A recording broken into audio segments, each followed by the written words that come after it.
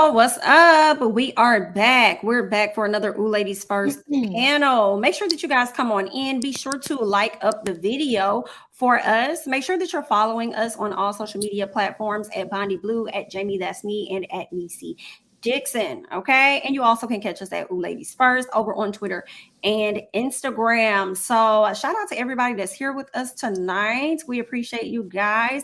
We have a very interesting show tonight. Okay. It's giving heavy on the gossip. All right. But let me check in with the ladies and see if they're ready. Are you guys ready? Ready. Yes. Ready. Hey, ladies. So what's up going on? Happy Thursday. How is everybody doing? Fantastic.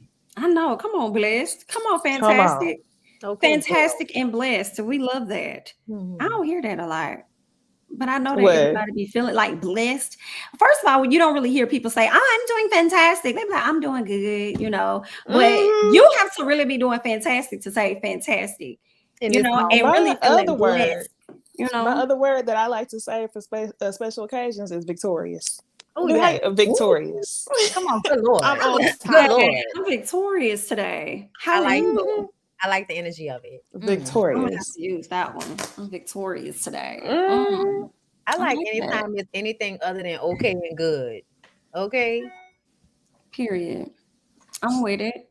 Everybody's week been going great, been flowing well. Oh, it's been flowing. Yes. It has. I'm trying to like April's like out of here into the weekend. Yes. Yeah. For sure. It's a cute week though. So y'all, I got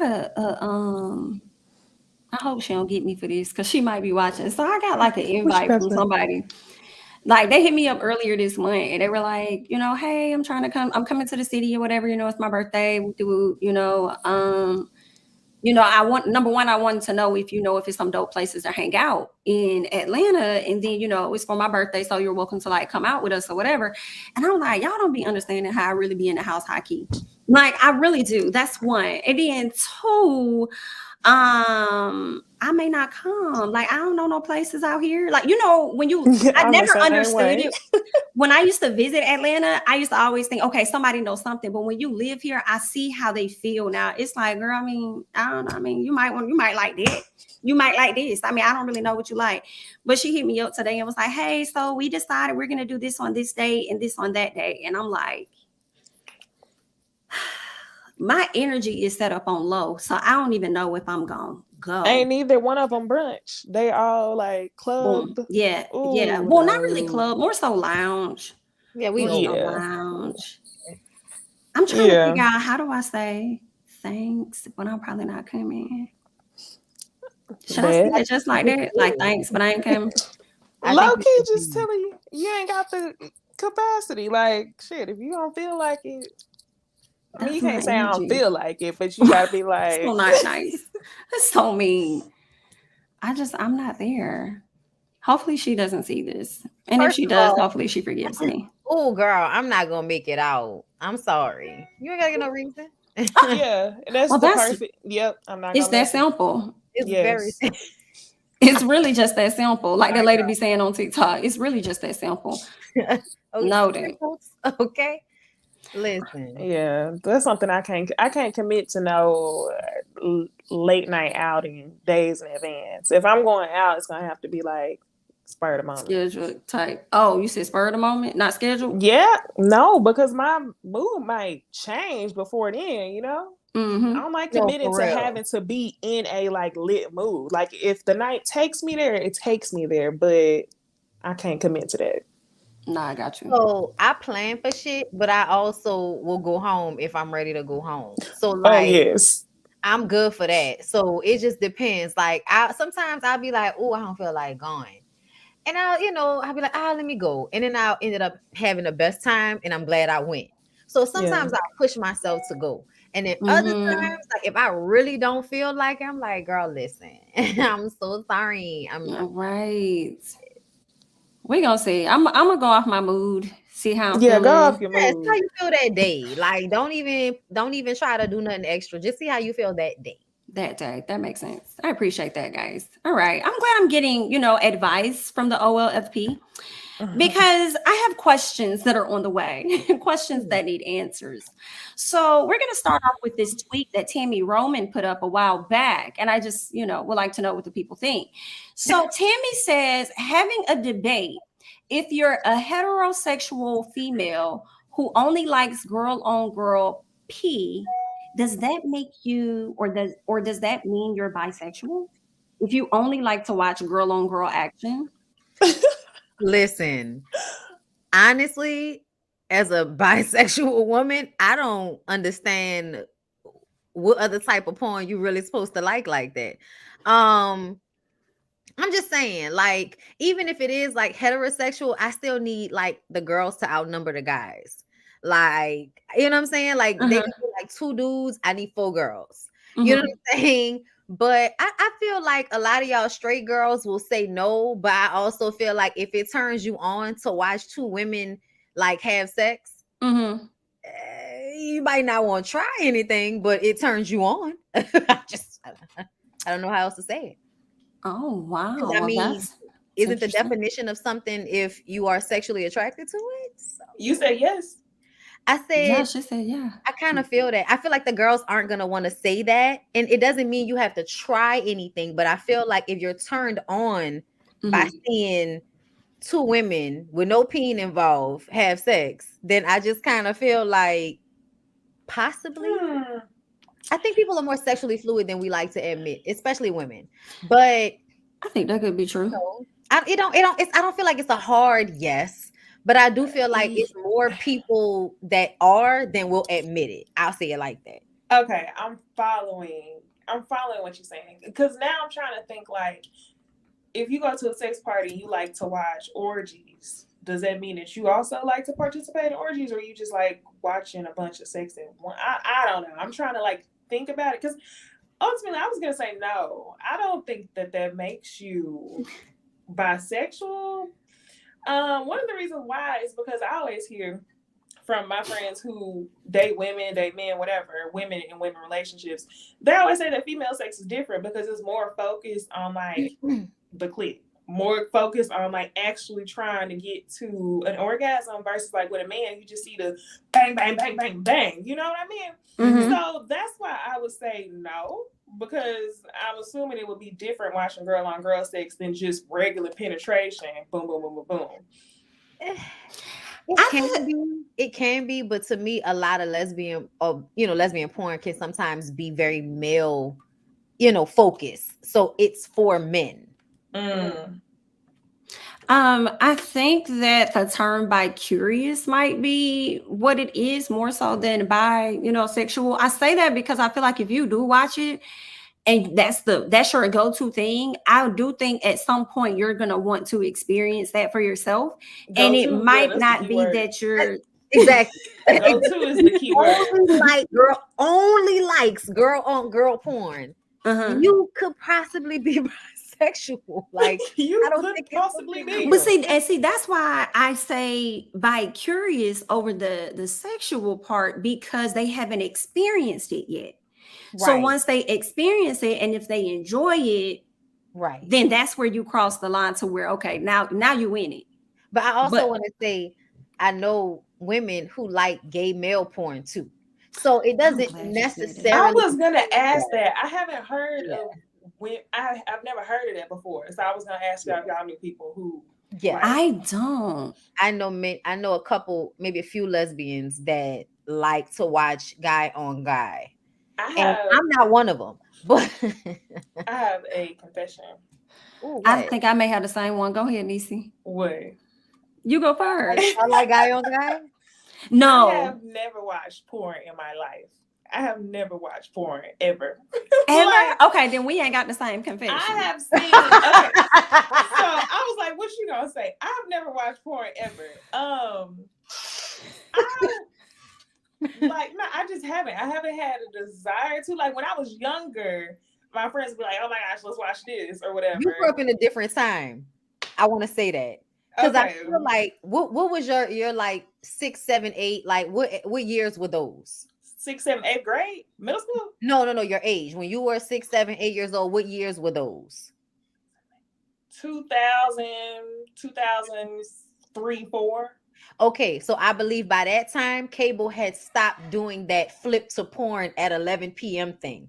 So I remember that was how we saw porn as kids. At a certain time, the pay-per-view channels would flip over to porn. And for Your me, not supposed to be up.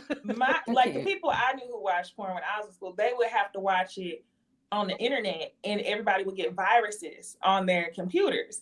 So for me, I was like, I'm not gonna get no fucking virus on my computer. You know, every time you get an email, it's like you know the different type of viruses. So I just never like wanted to get caught up doing that, being a kid in the house. And then as an adult, I'm like, I ain't seen porn this long. I'm like, that is hilarious. Don't watch it. That is hilarious. Not the moms being viruses, but yeah, I'm tickled. No, mine was that I had watched it like once to understand what is the hype. You know what I'm saying?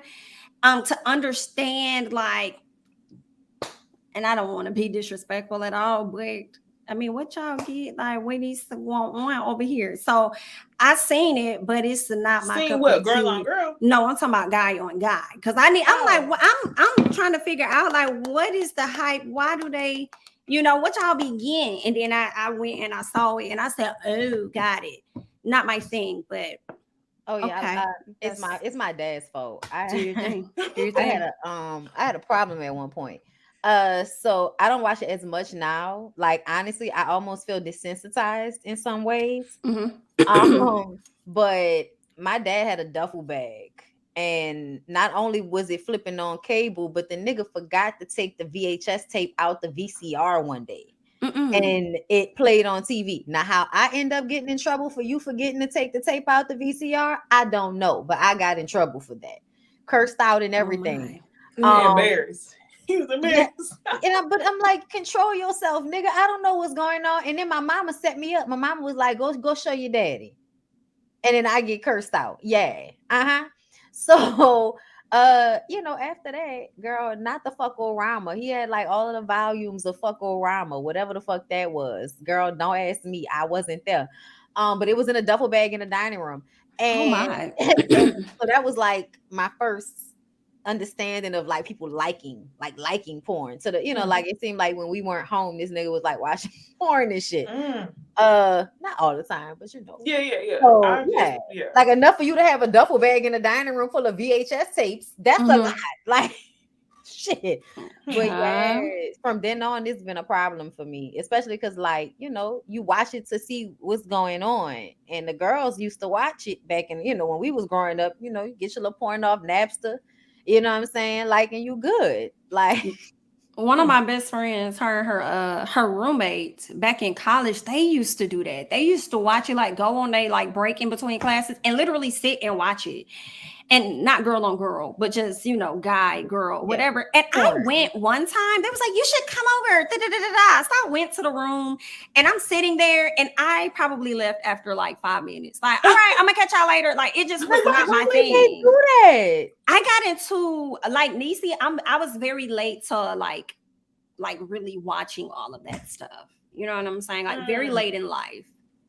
Well, I don't know. I guess I never hit that point though. That's what I'm saying. So, and I don't really count what used to come on after HBO, like Emmanuel and stuff like that, because you didn't really see nothing at that time. That wasn't really raw, like, you know what I'm saying?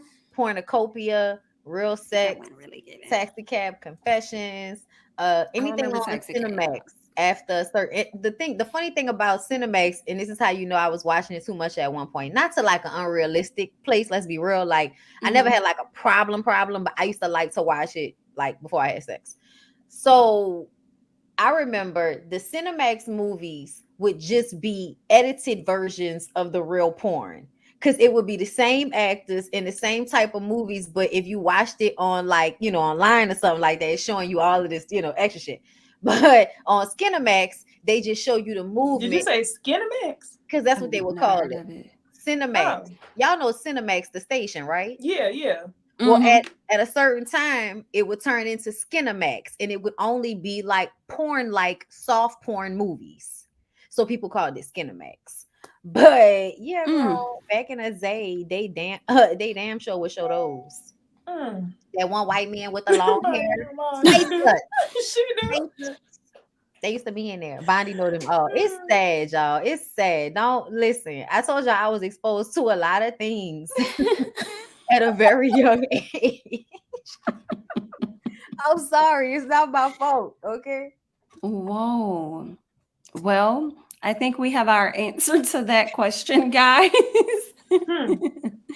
I think we all leaned towards a by cure, right? It's by In curious. some way, yeah, I think that you're a bit fluid. But Yeah. A okay. bit, If you a Because own bit. it, it'll likely go there over But I time wouldn't if that's label what you're. nobody. But yeah. Yeah. yeah, we ain't gotta label it, but you know, Yeah. Okay. All right. Well, that was a good one. That was the first question. Let's go ahead and get into something else. All right. So, Steph London, I be wanting to say LaDon. I don't know which one it is. But she says no woman should be entitled to half of a man's earnings if she hasn't struggled with and helped him get there. I feel like we've girl, had this shut up. conversation I before. disagree. Girl, shut up. Well, let's get into some more because this is actually leading into this topic here. So they're saying not so fast. Moroccan footballer, which is actually a soccer player, avoids giving ex-wife half his fortune in divorce settlement because all his checks were made out to his mother. Whenever he needs something, he asks her to buy it. I think that's ultimately effed up. But do y'all feel like the lady is deserving of something, even if she didn't help him get there? Based on y'all responses, the answer is Yeah, yeah. I think I think so. that was faulty. Like honestly, I don't. That probably wouldn't be legal in America for him to get his checks written off to his mom, so he doesn't have any real income, and you get married to somebody, and that means that now they have to give you alimony, even though technically you make I more saw money. that. Ooh, I saw that. Ooh. Yes, because he's broke on paper. So in America, it would have been he But would have wrote it off to his trust. If it was oh all in his If it's in trust a versus giving it trust. to his mama, you see what I'm saying? Then it looks like he Yes. broke. okay, So she, ooh, girl, that is some. that's I'm flawed as disgusted. fuck. It's That's fucked up. giving scrub bum as fuck. I don't care how much money you got. I'm disgusted for real. Because I feel like this shouldn't even be a conversation. Unless she signed something saying that she will walk away with I don't nothing, think so. then which I don't think she did, then fine. But I feel like if you marry somebody, regardless of how much money you have at that time, you are marrying them into a lifestyle. Y'all become one. So your lifestyle is hers. So if you already a millionaire and you decide to divorce her, she get half the shit. like that's just how it goes, in my opinion. And honestly, vice versa. I think that's how it should go too. Yeah, If a woman marries a man and she got all this money, you marry him into that lifestyle. So that's on you. Unless you sign some sort of prenup. yeah, prenup. I agree. I agree. I don't disagree. Though people ask me that all the time. Like, oh, so you would I was like, yes, I would happily split shit with this nigga. Like, yes. Like, what are we talking about? Like, it ain't that deep. I'll make it again. Like the fuck. Now But y'all know I primarily feel like if you wasn't there shooting in the gym, I don't think you should get everything. I do think you should get something. But I yeah, feel like how he went about doing this was so fucked up. And Grimy when as I fuck. think about what I don't even know where they're located. Well, I guess what he's is are they in Morocco if he's a Moroccan, soccer player? It's like, how the hell does he get half of her fortune? That's messed up. Like that shouldn't even be a thing. I don't even And know she why the she one would filing marry for him. the divorce. So what? I don't even know why she would marry him. Low key, like, okay, let's assume she didn't know that his mama had everything in her name. But just the fact that this is the setup tells me that his mama probably already has too much control over his current lifestyle. oh yeah. I So Oh see yeah. that. she should have never married him, knowing From that that's jump. the dynamic. Because like from another one, like woman to woman, that's the thing that I really hate. Whenever the grown ass mother-in-law don't really see herself in the daughter-in-law, she should see herself in the daughter-in-law, and that would be fucked up for you to walk away with nothing. So Yeah. Yeah. She didn't know either. They're saying to her surprise he had nothing to his name. That's crazy. So she didn't even know that everything was going to his mama. That's wild. She wasn't paying attention because I'm trying to figure out how you don't know he got to call and ask his mama for money every time he need to do something. You're not paying close enough attention. But I'm gonna tell you, if this lady had her own fortune, it's probably because she didn't care. So she wasn't paying attention to where his money was coming from because she had her own. So I don't even think that she was trying to come at him for the money. But when you divorce, I honestly think that it should be whatever is made in the time of the marriage. I'm not saying that you should have to give somebody a lifetime's worth of money if you get with them in the last 20 years of your life or some shit. But whatever is made during the time frame of the marriage, I feel should be split down the middle. That's fair. I do wonder what her fortune is, though. Right. That I'm not sure, because I'm like, is her fortune $200,000? Like, no, what's her I thought it fortune? was like family money the way they was I making hope it so. seem, but I could be wrong. I hope it is, because this is fucked up to do to somebody. I would fight that tooth and nail. You're not getting half of none of my shit. That reminds me of Tia and Corey Hardrick. How I was just saying, oh, you should get half. You should get half. You married them into that. But now I'm thinking like, Didn't he drop his attorney or something? No, yeah. I think you're getting him mixed up with Mike. But Mike got an attorney. Corey did something recently. Yes. Something happened with an attorney with Corey. I think so. We have to look that up. But I was about to say the fact that Tia probably made most of her money before they got married. Nah. So, and then she made him sign a prenup. So I think they straight on that. He dropped his attorney. Okay, I was just about to. And you know why he probably dropped his attorney? Because his attorney was like, "Sir, you signed a prenup." That, or he trying to still say that marriage like Mike. Yeah. And it's not gonna happen. That lady is free. Thank you, Only Danielle, for the super chat. I know a guy who was in the NBA and had his money deposited into an account with his mom because the wife was horrible with money. Thank you so much for the super chat. Is it bad that I'm questioning why y'all would marry these folks then? You gotta I'm trying to understand. You're not on mute, Necey, y'all. Okay, sorry. No, you're good. We're just making sure. Look, but yeah, no. What you were saying? My question was, I was like, am I crazy for questioning why y'all would marry these people then? If y'all got all this money and you know they probably bad, you probably saw that before y'all got married. I'm trying to understand how you don't know if somebody got a bank account or a debit card or a credit card. Like, I'm trying to understand, like, how are you dating somebody, going out with somebody, and you ain't never seen them pull out their wallet? Unless they only bring cash. That's true. That's what I was about to say. If they probably get like so much of money a month, and then that's like you know what I'm saying? Yeah. Or I wonder if it could be where like him and his mama are on a credit card and he's an authorized user and she paid her credit card off with the money. Okay, it might be something like that. That makes sense. Where he paying credit every time. Oh my girl, the people is getting wise and smart out here. Girl, that's scary. Well, instead of just getting a prenup, that's how you know he was really trying to scam her out her money. Yeah, that's what it sounds like. That's definitely scamming activity. Yeah, that's sad. Because you could have just got a prenup and kept it a buck about, no, I don't want you to get, none of this stuff. I want you to get this. And that seemed like you was trying to set that lady up from jump. And she probably divorced you because she was being treated badly because you was pushing her away on purpose, trying to make her leave. You know what I'm saying? Because niggas do stuff like that. Why me and Larry fucked around and was watching A Fall from Grace? Because we thought about when dude was like, ashtray, bitch, and was like, I need to watch it again. Y'all remember that Tyler Perry movie that came out? Sycamore. It was Sycamore Street. Okay,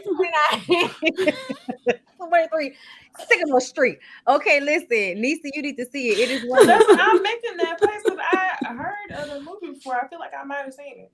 I feel like it came out like 2020, 2021. Yes, 2019, somewhere around that time. Started to hit me. I feel like I might be ADHD, and that's probably why I ain't never watched no movies like that. And I don't have no recollection of any movies. Because people start asking me about other movies, not just like grown black movies, and I cannot recall any of them. So how do you have any? Because I can't sit and watch a movie for long enough. But then I think we got it together. But see, here's the thing. I get on my phone, and I hate watching stupid ass like shows or movies, because if I feel like people doing stupid shit, I be like, I'm not even finna watch this dumb hoe. You Like, ain't about to upset me. I would correct. So I don't know if that's ADH, but I just I'm tap more out like that sometimes. now. I'm more like that now than I used to be. I noticed that y'all not lying. When I tell y'all, I was like scrolling like I don't want to watch none of this shit. I'll watch the same shows over and over and over again. Bitch, I'll go put it on the minimalist 5 million times because I know how that go. I can just put it on and fade into the background. But every shit you actually gotta sit and watch and digest. Ooh. Sometimes it be like, this y'all doing too much. X out. I don't know. I gotta see. I was talking to my therapist. I was like, we're gonna have to see. I think I might be ADHD. And I was telling Ted, he was like, yeah, I think you might be right. No, he didn't agree. He was like, yeah, I was thinking that. I have been thinking that. Oh my God. Oh my God. But you know what? I've always been like a lover of movies and television because I could lose myself in it. You know what I'm saying? Like, and I still like if I get something good enough, like when we started watching Beef last week, I ate through that shit because I fell into it. And I love the fact that I can kind of still do that. As a kid, that's how I escaped. So yeah, for me, I need to be able to sit and watch something good. But shit just don't be as good these days. Swarm was like the only thing that really had me all in. Yeah. I'll have to check out Beef, but Swarm had me like, what's next? Good. What's next? No, yeah, you're gonna like Beef when you watch it. Cause Beef is good. I didn't finish it though. You gotta finish it because I love shit that make me think without seeming like it's trying that hard to make me think. You know what I'm saying? Yeah. And I feel like that was one of them shows that was like trying to teach you the psychology behind some shit without really like telling you this is psychology behind you being a nut, Because everybody's a nut these days. Have y'all paid it like everybody is losing their fucking mind, and then somebody gonna get online and say, "Oh, they just fear mongering." Bitch, if this is what's going on, we should be scared. What is you talking about? All the shootings of people on the wrong side. The shit falling out the sky from space. It's a lot going on. Then the girl that ran into the car at the gas station and flipped her car. What a dummy! I was like, "What?" Girl, people fighting, brawling, all in the courtroom over child support. I had to send y'all that video, like going crazy. And then it took the cops probably 10 minutes to get to the courtroom. How's they in the courtroom throwing hands, computers, and chairs? And it took y'all forever to get there. Hold on, I'm gonna send it to y'all now. Maybe some people get knocked out. You said throwing computers and chairs. Let me grab it for y'all right now, and I'm about to send it. I'm gonna share it to the people in the chat too, because I know they like I want to see too. All right, I'm about to send this. Girl, the Night Agent was boring to me. I watched the first episode and was like, and then somebody else said something else. Hold up. Something else in these comments I wanted to answer. Oh, did y'all watch The Reading? I did watch it. Monique is hilarious. Still, I love watching Monique play crazy, especially when it don't have nothing to do with children. But that shit was hilarious. Hold on, talking about Monique show on Netflix? No, The Reading, the BET Plus movie she was doing. Oh, I meant to check that out. That's the one Lee Daniels did with her? Yes, I haven't seen that yet. It was actually good. Like it had it was a twist. I love a good thriller with a twist. So I got 2 things I got to catch up on because I definitely want to check out her special. Yeah. And every time I say I'm gonna sit down and do it, only thing I go to Netflix for was Love Is Blind. So I got to get that together. Girl, I tried so hard with that show. Obsession. Okay, I started Obsession, and girl, Obsession. Is that the show that got renewed for season 2? I don't know, but they only have 4 episodes. Wait, and it's the man is having an affair with his daughter-in-law. Yeah, his son's girl. They meet and have sex like crazy. It's hella passionate, but it's giving 50 Shades of Grey. Yeah, like he masturbated on a pillow because it smelled like her. It was it's some weird shit. Netflix. Oh my gosh, I ain't heard of it. I only saw 1 episode though. I think I saw 2 and was like, all right, that's enough. But look, I'm not gonna lie, I was a bit compelled, girl. When she was on that floor and he was getting ready, and she said, "Wait." Ooh, I said, "No, she didn't tell that man to wait." He laid out. He got girl. I said, "Wow." Yes. And then gave that man permission. I said, "Okay, girl, she got mind control over him." It was a sub. It was a sub-dom relationship because she had to call him and ask him to tell her to say yes when his son proposed to her. Wow. I didn't know that part. Yes. She was See, like, I didn't get past one. Obsession. Oh, never mind. I'm still wrong. I'm thinking No, about that ain't Sex Life. Beyonce. Oh, okay. okay, I'm no, like, Sex not Life is good obsessed. too. Okay, because it sounds like something from Sex Life. Sex Life is good too, but no, not that one. I got to get back into the second season, but that first season definitely had me in the chokehold. Yeah. That No, was Obsession definitely is not something. black people. It's not even American white people. Okay, I see it. I'm gonna have to watch this. It's definitely enthralling. I'll give him that. Ooh, I love like moody cinematic color screens, and it's giving Really that good very shot too. Really moody beautiful color. shot. I mean, yeah, they did a good job. Not Jamie, what type of ratchetness you got us watching in this courtroom? Listen, it came across my desk, and I'm just telling you what Bondy's saying. That people have been cutting up and losing their minds. It was a lot happening in that courtroom, and it's crazy because it's like over child support. It's supposed to be about the kids, and y'all out here showing y'all arses like this. Like, Ooh, literally showing their asses. I see ass hanging out. girl, that literally. Do you hear me?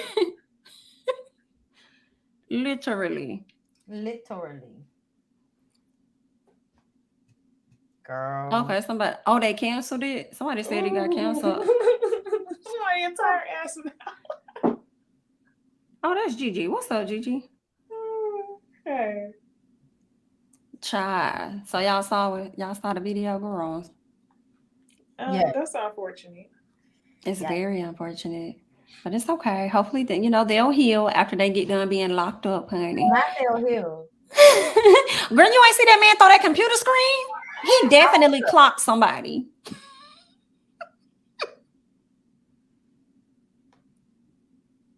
No.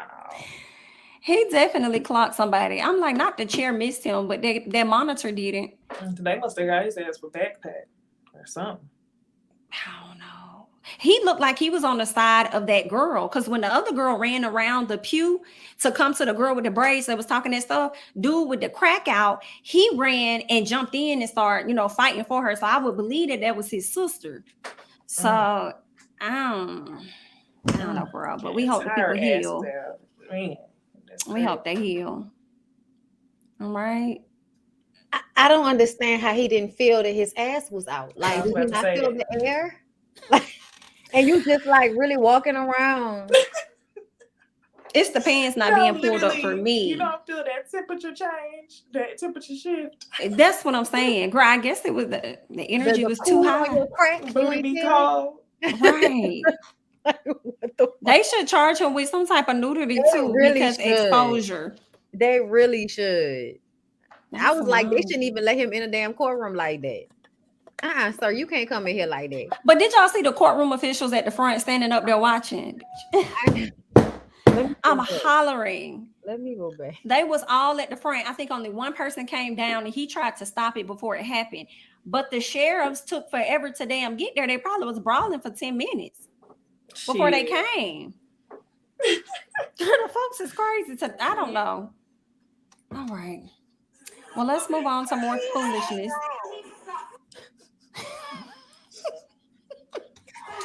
I'm sorry, y'all. I was still going through.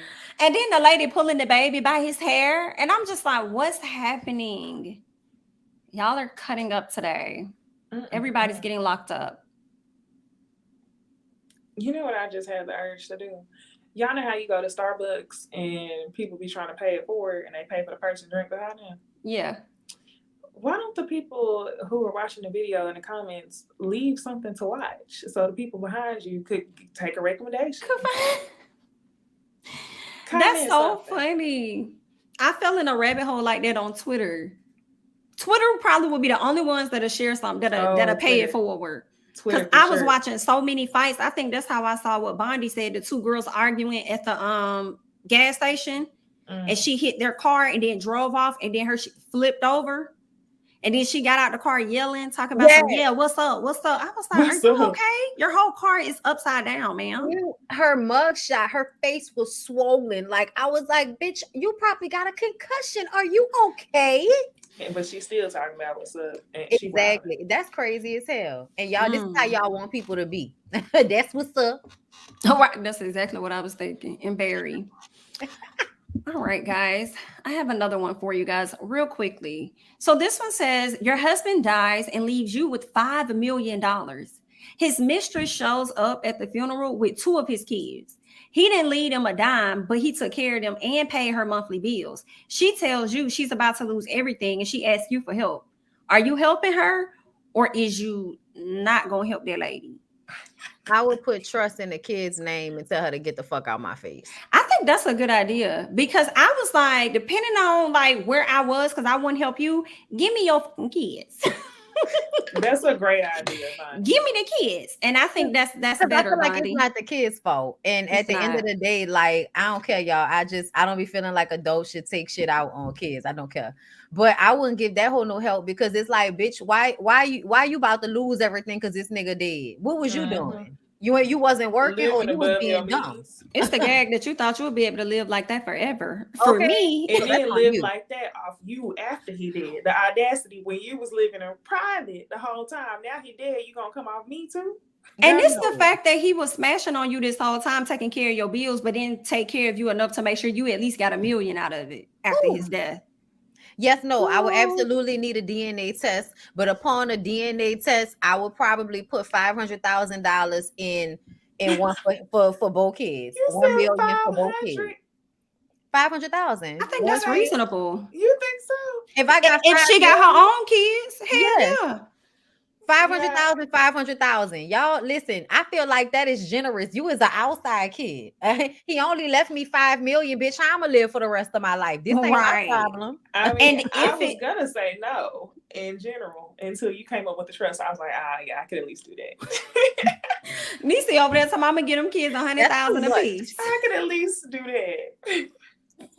I mean, it depends on how they set up. You know what I'm saying? Yeah. But if we already had millions and you left me with 5 million on top of what I already had in my bank account and my savings account, and you went ahead and made kids and you ain't think about them kids ain't about to grow up and come kill me because I ain't make sure that they was good. Not So- kill you. I mean, I could take you to court because I mean, you don't really know them. Well, I don't want the stress trouble. So Now, give me why the would they DNA take 'em to test and take the court? money, Because okay? that's what they would have to do. If you said no, the only way the kids will get the money is if the kids were to sue. But if I'm the beneficiary, what they got to do with y'all little kids? Oh, yeah. And by the time you get the opportunity to take me to court, I'm gonna have that money so tied to fuck up. Excuse me? You would have that money in your I have my own right? trust. Girl, I like in my mama account. First of all, I would do 250 and I would do life insurance policies on both of their asses too. Ooh. Not For the life same insurance. amount, if Yes. not more. Yo. Yes, absolutely. Because I don't know what you're gonna do with Smart. them kids. I don't know if they're gonna run through this money and not have shit. I don't know what type of habits they may get into. And if something happen, I want a return on my investment. Thank you. Child, that's a good one here. I'll have to put one on her head too. Let me go and get a life insurance policy on you, ma'am. I ain't giving Yeah. you shit though. You don't get shit for being a mistress. unless you Absolutely gave not. No, it to you me. don't. This You is don't. insurance for the stress you caused me. Since I No. can't sue your ass in this state, let me get a policy on you real I quick. mean, I would just think like 1 mil for 2 kids over like a lifetime. That seemed reasonable if Mhm. nigga had millions of dollars. You be like, But you know what? you know- Here go your college tuition. Now go make some money. Go do something with it. I'm paying for your whole future. Listen, at 18 years old, you get your little $500,000 a piece, okay, in increments, okay, of like probably 50K. Do Yeah. something with it. I'm with that. After the DNA test, as you said, has been done, because ain't that like messing with this lady and the whole time come to find Those out the kids kids were are not his. divorced. Charles could not have kids, ma'am. That's why we ain't got no kids, bitch. How Charles gave you kids, he ain't give me no kids, bitch. Those kids weren't yours. That was the other nigga kids. Okay, y'all remember on Diary of a Mad Black Woman talking Get about that checked. Charles. Shy and very sing. All right. Anything else on this before we move on? Cute. This is cute. All Yeah. right, that's what's up. Well, let's go ahead and get into a little bit of TV talk. As I told you guys, this is definitely going to be heavy on the gossip today. We are going to be weaving in and out, but for now, let's just go ahead and get into some TV.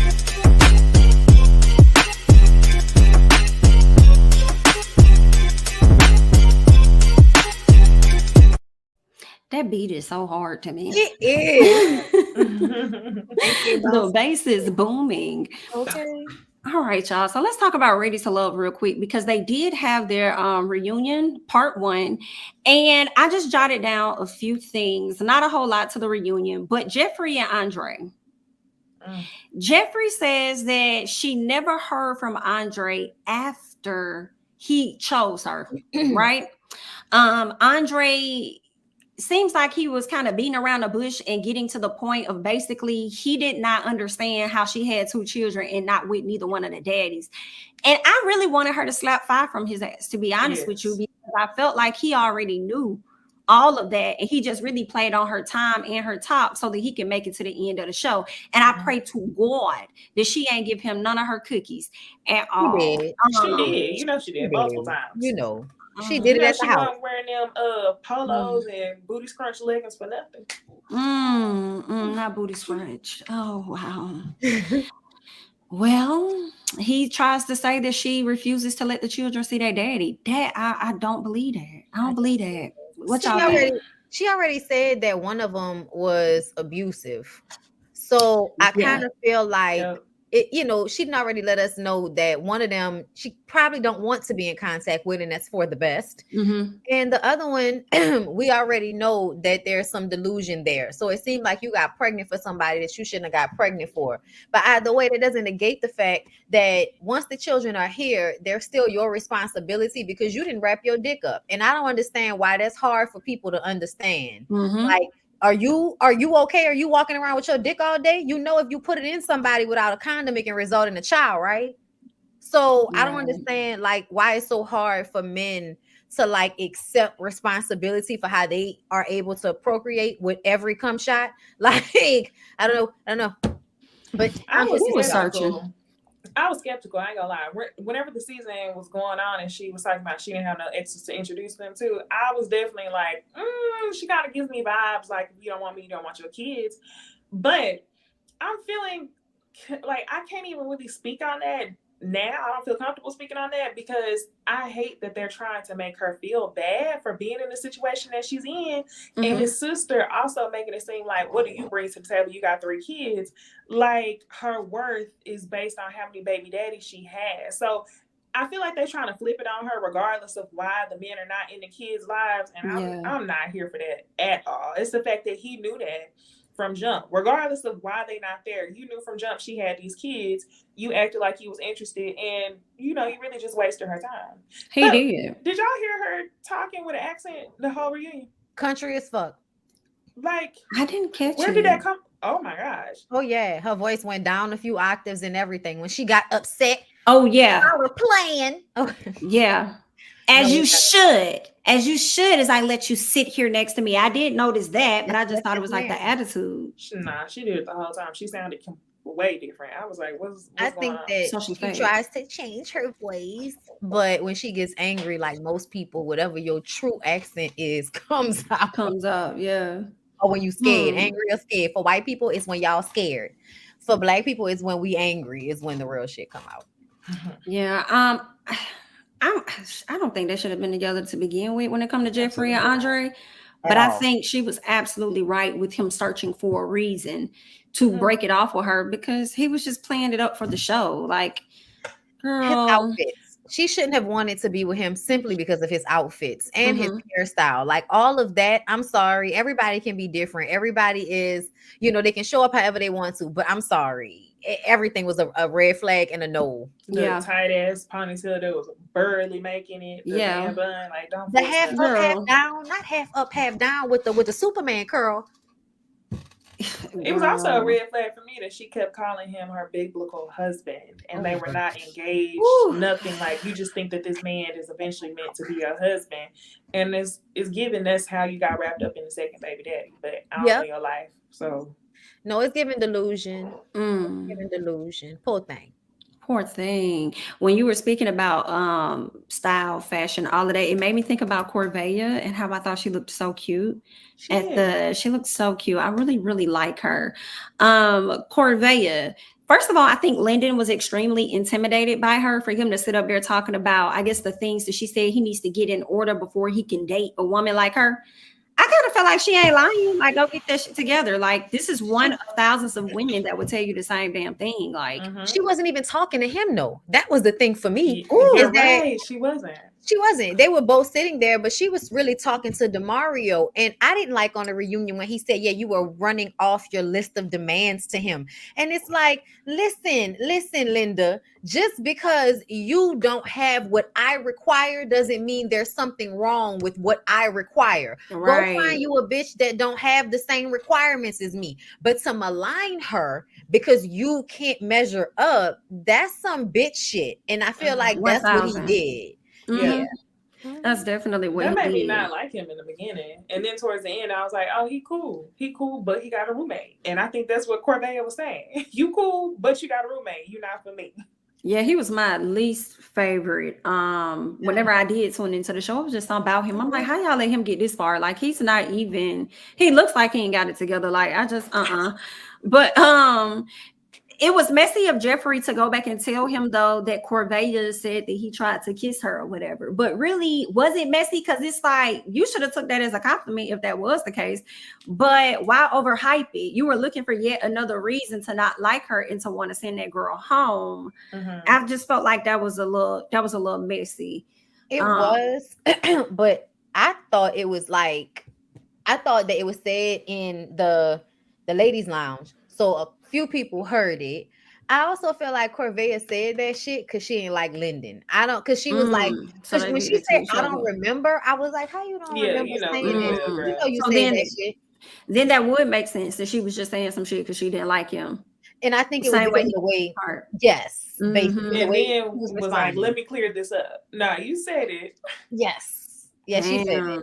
I still like her, but it was definitely given, you tried to malign me. You probably are one of the reasons I got, branded the gold digger, which I didn't like that at all for her, because I feel like she's not a gold digger because you don't have as much money as her. Like, that's not how any of this works. Because I feel like everything she was saying she wanted was stuff she was already doing for herself. Like, it didn't seem like Corvea isn't taking care of herself to this level and wants you to do it for her. It seemed like she was already doing all of that shit for herself and just wanted a man that was going to shower those things on her as well. Like, which she should want for herself. Like, that's insane. Yeah. What did y'all take from Mark Anthony's definition of her labeling herself as spoiled? Island kid bullshit. I think Mark Anthony was still choosing. Clearly, it was no reason for you and her to be debating over the word spoiled. And now I understand where you the backstage. I understand where you coming from. Oh, now I know. Girl, look, I think he just still wants to talk to her. He's still interested, and that's what it was given. But I really don't think anything about Mark Anthony. Mark Anthony is just very bland to me. I also feel like he's secretly a fuck nigga. I think like that's what we picked up on. The fact that you feel like she needs to earn, and that was the thing. Like, to me, that's so that mentality of men feeling like women have to earn them being treated nicely, when it's like, oh nigga, if you want to date me, you have to treat me nicely. I don't have to like earn it from you while we're dating in order for you to then do stuff for me. That's not how this is supposed to go. Now, I did say this during this season. I do think that Corvea's approach to being spoiled wasn't gonna hit with majority of men. Majority of men won't take, oh, do you spoil me? Do you spoil your woman? They don't take it as like, are you showering me with gifts? Are you showing me love? Are you doing? They take it as what you want from me. So I don't know. I just think it's a definition type thing, and the way that she expressed it and the way that majority of people are going to receive it. The way I understand spoiled is like Mark Anthony explained it. This is how I understand the word spoiled. So I just think that her delivery, I mean, I'm not surprised that the men thought that that's where she was going. Yeah, I'm not surprised because the delivery wasn't clear. It wasn't clear. Got you. Blue. This was really interesting. Blue dating Caleb from last season. How the fuck did that happen? And why was Z? First of all, Blue. We already know Blue flawed, because did y'all hear about how I think he's a fugitive or something like that? Oh, Blue, no. like y'all didn't No, see. I thought it was a PPP loan. Was that what it was? I thought it was a Then the PPP. U.S. Marshals or somebody had to come pick him up. Ooh, I didn't Not know a that. fugitive on TV. Well, let It me ain't not even say. know. Let me retract. I don't want to say fugitive, but I know that he was recently arrested. Let me say, I'm ready to love. He just had a situation, Not blue. bro. Not I'm blue. I'm mad I can't find his Not mugshot Bondy right in Blue. this moment. The blue from this show. Yes, but I can't find it right in my face at this moment. But he was recently arrested for something. So he got some type of case or he headed to lockdown, is what it's I giving. didn't really care for him. He came off as very lazy to me on the show as well. I don't know if it was the editing, but he kind of was just somebody who was just there. And something about that I just don't really like. If I can't really read you like that and you kind of just showing up and that's enough, I'm like, oh, I don't know. He was arrested by the U.S. Marshals. I'm mad that I don't have his first name to be able to They getting people out here for PPP loans too. pull him up. I don't know. I ain't hear about that. Now, All the U.S. hell Marshals people picking you gonna up. Somebody said he's doing 2 years. It was for fraud. Oh. I mean, it could have been Okay. fraud dealing with the PPP loans. Not sure. That's But maybe the same thing. yeah, let's go ahead and put that up there. Thank you, Caribbean gal. But yeah, I definitely saw his mugshot and he had some stuff going on. But I'm wondering how Miss Kayla doing because she was so happy and proud to be sitting up there on his arm. Meanwhile, Miss Z is like, oh, so this is the real thing. Oh, okay. Because I if that's your believe boyfriend, everything he she wasn't said. last Yep. night. Say what? I said I believe everything she says. Z? Oh yeah. She looked too upset. Everything. And Kayla's face was cracked. She know, yeah. I don't That know was why her embarrassing. energy come off so like weird. Like she got a weird energy. Is it Kayla? like uppity? Yeah, Kayla. Is it uppity, stuck up? Or... I don't know. I don't know if it's uppity or stuck up as much. She always look like she's smelling something that stink. I don't know what that is about Miss Kayla. She got a snarl. There's always a snarl. That's what I mean. snarl. Yeah, she always has like a snarl. Even if she's smiling, it's always a snarl. And I don't know if it means that she thinks she's better than anybody, but it absolutely gives bitch. Yikes. Well, let's talk about someone else. It seems like Advocate Sue and Blake are officially dating each other. I'm not surprised, but I kind of am surprised because they don't live far from each other and they really trying to see where the relationship can go. I don't know. I don't see that working in the long run, but I don't. What I wanted to know was, do he see his kids? And is Sue I okay still dating a wanna know. man who don't see his kids? If he don't, I don't know. But I just Yeah, that's a good question. Because he damn sure seemed to not really like those kids on the show. No, he didn't seem to be. He very much was giving fuck them kids when he was on the show. I don't want to ever have any more. I wish I didn't have the ones I have. Yes, I'm screaming. And Sue already got her kids, so I wonder if she's just so desperate for a man. It's like, I just need a man. You don't even have to father my children. Just be my man. I wonder how that's working out. Swan got kids? I thought she had like 2 of them. Yeah, she got 2. Swan got 2 kids. Where did that fly over my head? And you mean to tell me she got 2 kids and she's dating Blake who has 3 and he doesn't even like the children? Oh, right, because she said that they must be like adults or something for her because she didn't want. Were they? I think one was like 12. I remember her saying that because she's divorced. Her kid's not grown like that, I don't think. Oh, that's given. I want a man even if he don't like my kids. So when I have issues later on with my kids because I chose a man over them, I won't be surprised. Okay. I think they're going to be probably in the dating phase for a very long time. And that's probably what Blake may like so that he doesn't have to, I don't know, fully attach himself to her and her kids. She seems like, especially with her working on this Shanquilla case, she might just be like super busy with her job. So he might like that about her that she always like got shit going on. So I don't know. Because she gives pick me and he gives asshole that would have to have control in the household in order to be in the household. And then that will cause issue with kids who have already grown accustomed to living a certain way.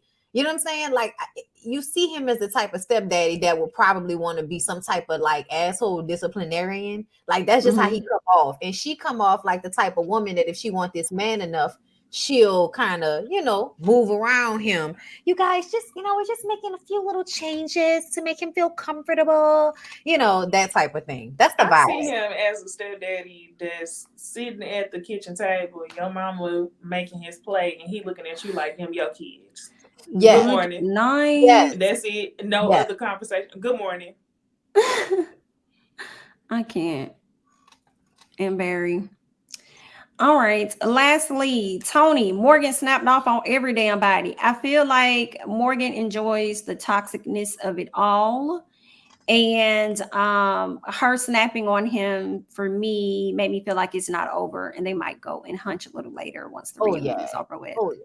Yeah, I can't stand them. Get them fools off my TV, please. You know what I don't like? That she scolds everybody like an old mama. You shut your mouth. You shut your mouth.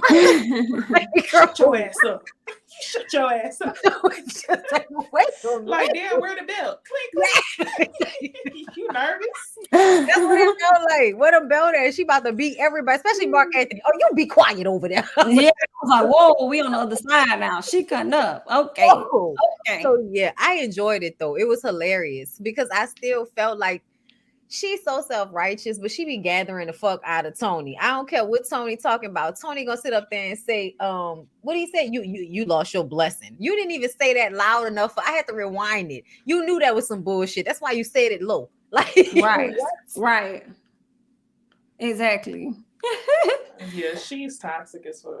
They should have sent her home a long time ago. But they like toxic women, and then they complain about them. But that's the women they like. And see, it's so funny because I feel like it's the perfect example, like the pick-me's, the women who say yes and do everything you want them to do. A lot of times the men have them, but they don't favor them. They'll have them because they can get what they need from them, but they actually favor women that tell them no all the time and treat them like shit. I don't know. So I feel like y'all be talking about choose better men. I feel like some of y'all men need to choose better women. If it's not you and it's them. Well. Thank you, Maurice, for the super chat. Morgan reminded me of Nino Brown telling G Money to sit your $5 ass down before I make change. Thank you so much for the super chat. I appreciate it. Oh my, she was upset. We get it. It was the bob wig for me too, because the wig was moving. And somebody would say, "Oh, but you shut your like unless you want this belt too." Hilarious. This lady's crazy. And it was funny, it's because she said that to Mark Anthony, who was the youngest on the show. That's why he was like, damn, Mark. Oh my god, it was hilarious. Go ahead. The way Tony followed behind her when she ran off stage, that's what let me know they was gonna fuck later. Oh, correct. That's why she did all correct. That. They some real, like they fiend for that type of toxic display of things. So that was all a setup for her to get later. Yes. Yes. I hate you. I hate your ass too. Boom, boom, boom. Jody, Jody, and Yvette. Okay. Definitely give it Jody. 6 weeks ago. Yeah. Absolutely. All right. Anything else on Ready to Love? No. Was that it? Or is it another part? Wait. Did y'all peep how Natasha, the one he was supposedly fucking with the whole time, she was surprised when he said that he was still talking to Morgan after the show was over. She didn't know that. Is Tasha the one that Morgan said was like a space filler or something like that? Or she left first. She right above blue dress. Remember her hair was all frizzy and shit on that first episode? Right. It was blonde, but on the reunion it was dyed black. Got you. Yes. And I noticed how unhealthy her hair looked when it was blonde. Yeah. That's what be happening. It was real dry. Oh my, hate to hear it. Okay. Yikes. Anything I else? mean, I understand it happening too. That's it though. Yeah. I see it. Okay. Well, let's switch back over into some gossip. Okay. Miss Quad, Miss Quad, Miss Quad, Miss Quad. It's been very confusing because people have been saying that she wasn't coming back to Married to Medicine. And a lot of people were believing that because of her comments. Somebody said they were upset she wasn't coming back. And based on her response to the person, it sounded like she wasn't coming back. And she said, I'm sorry. Can I fix it? And then here it is, the very next day after people started to, push these rumors out, we learned that Quad is expected to be returning back to season 8. So It was a setup. It was a setup. It was It a was scheme set that up. they set up. Absolutely. I know she was saying earlier on that she was trying to get her contract negotiated. She said that like in the middle of March. Mm-hmm. And then when we didn't hear anything, we ain't known about her film, and then you come with this, it's like, okay, so she's not going to be on the show. Now let Carlos tell it. He says sometimes people may do certain things, I guess, to get the buzz out there, get the people to react in an effort to probably get, the contract to move along. So he said he's not saying that's what Quad did, but Child, he's saying that's what Quad did. That's what it felt like. She wouldn't be the first. Well, what did she do to get buzz going? What was the buzz? Saying that she wasn't going back, right? Right. So a lot of the fans that are her fans are like, oh man, Quad's not coming back. So more people can start talking about it. So once you show that there's an audience of people that want to see you, then they might be willing to pull you in. Yeah, I just want to know how she's gonna be on the show with the ex. And is Dr. G's new wife really Toya's cousin? I heard people say that. Or are people just saying that because they look just alike? So I think they saying that because they look alike. Okay, because I was believing it. They do look alike. Yeah, and the weird thing is I believe he's a twin and she's a twin. Oh, wow. Yeah. Sorry, who's twins? I believe Dr. G has a twin, but his wife for sure has a twin. Oh, that's crazy. Mm-hmm. Oh, that's cool. Well, that'll be fun. It should be fun. Are you guys looking forward to seeing Miss Quad on the show? It don't really matter to me one way or another. That's how I felt. But I do feel like it makes sense for her to be there with, G getting remarried and the girl coming on the show. Like, it's going to make for good drama, obviously, because the girls are going to get the drama. Even if she don't feel a way, they're going to ask her about it every fucking time they're on camera. Oh, yeah, heavily for sure. Toya's going to be on her head. Oh, yeah, Toya. Yeah. Toya's going to be on her head, and then she going to have to hit that Meek Mill like she did last season. At the beginning of Dreams and Nightmares, where she talking and beating her chest. Yeah. Okay, because she got it out the mud. But I wonder with her coming in at this point of the season, if she's even going to have any real scenes with that lady. Or at all. Not that I just wonder. Didn't she say congratulations to them? Well, I know for a fact she told him congratulations and how she liked how he did his proposal. I ain't no telling. Yeah. It'd be a trip if they was getting along. They end up being friends. That's what I said. Because I don't think Quad really care. But as you said, Necey, I think they're going to do so much to a point where she's probably going to care. Based on how they moving. But another thing real quick before we move off of Quad. So, of course, we know that Dr. G and his now wife ended up getting married over the weekend, right? And this is all before everybody knew that Quad was returning because it was understood that she wasn't, right? So a lot of the cast members went to that wedding and people started being upset because they felt like these ladies should not be showing up to support him based on any DV situations that he and Quad may have had in the past. What are your thoughts about that? Do y'all think they shouldn't have shown? I don't remember the DV, but I know they had some type of some case, something happened where I believe the police were called, but I don't really remember the particulars of what happened. But people are saying that it had something to do with DV. And that, I think they said something about he told Quad he'll kill both of them or something like that when they were driving. Like, both of us can die now or something. I guess getting in an accident. I can't really, it's vague. Okay. It's vague, but people feel like those ladies being friends with Quad should not have shown up to her ex's wedding. But I'm like, Quad congratulated him. So what? They also ain't friends with her like that. Stop fronting. Don't nobody really like that lady down to the Married to Medicine like that, which is why it don't really be making sense for her to be there. And shit, they want to go see what they can talk about. They want to go see what they can talk about to report. Yeah, I seen the wedding. It was real. They had a bigger cake than what y'all had when y'all got married. Oh, messy as fuck. Y'all know Heavenly gonna be on her head about that. Oh, you know it. In the worst way, child. What did y'all think of the fashions? Oh, so who the fuck is this lady in the middle? I do not know. I do not. The first thing that came to mind for me is why Simone wearing white at somebody's wedding.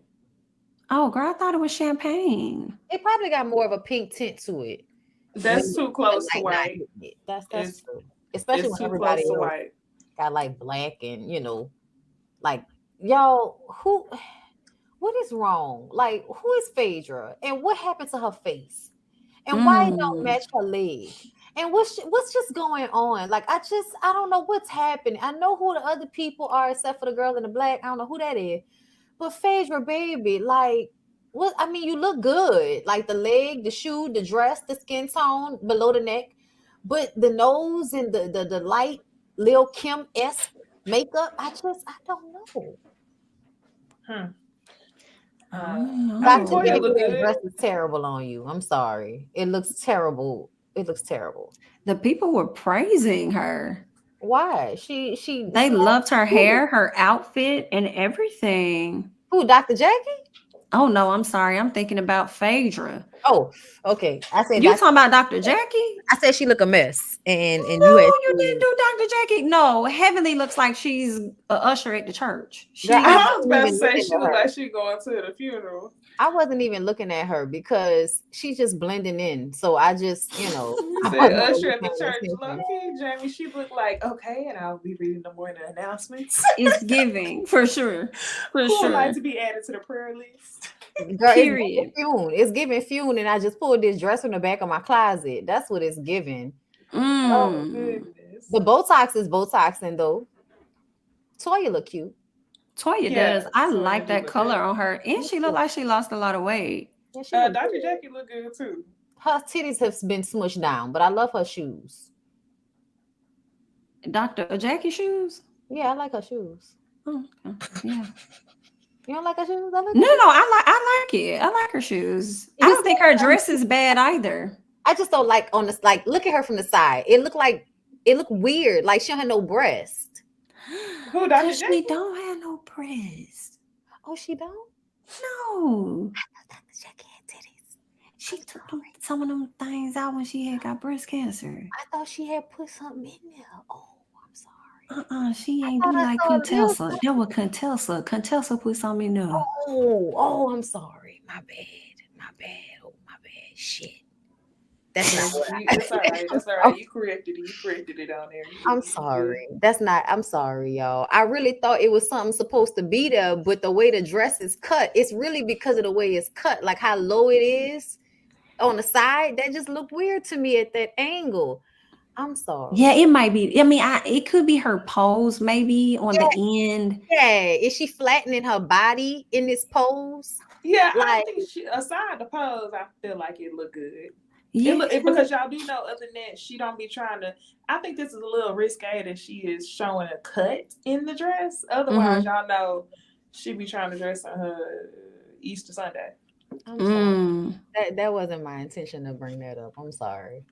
Charge it to my head and not my heart. Okay. It's okay. It's okay. It's okay, Dr. Jackie. You don't have to have titties. Like I don't like mine either. Like they annoy me. They sweating right now. Was that not the right thing to say? I'm sorry. My titties are sweating right now. I'm sorry. Whatever. I'm just saying everything wrong. I'm gonna just be quiet. Anything else on these ladies? Nothing. I can't wait for the season. Yeah, me too. Probably. I think it's okay for them to attend the wedding, although Quad's not with this man. Quad already told him congratulations, so she ain't got no issue. They ain't got no issue. Right. Everybody's good. Period. Okay. Shit, I wish I knew somebody getting married right now. I'm trying to hit up an open bar and party and celebrate love. Somebody get married in the next month and invite me. Y'all heard that. Saying Necey her invites. She out there in the Texas area. Mm-hmm. All right, y'all. Let's switch over to one more gossip topic over here. And that is Tasha Scott. Girl, Miss Tasha Scott did an interview earlier this week where she talked about attending season 2, if there is a season 2 of Queens of R&B. And she also went on to talk about Mona Scott. And it seems like she was blaming Mona Scott for a lot of the aftermath that happened. So let's go ahead and get into that. Okay, so let's go ahead and check that out. And this is tough because your husband's actually here, but you know, the question is, will you do another? Is there going to be a part 2 of this reality show? Not going to be part 2 for me. You're not. No, I mean, when you come and you say 2 supergroups are going to be celebrated and it does not end that way, like you got everybody beefing on social media. The nerve of a black production company with Mona Me coming in and not celebrating black women. It's just tearing down, and the whole time, out of 7 women, I was being attacked every single day. So it's just that thing for me. Like when you say you're going to do something, we should be able to do it. And I think the fans have been slighted, you know, and shame on her, shame on the production for doing that. We didn't get to a tour. We didn't get to music.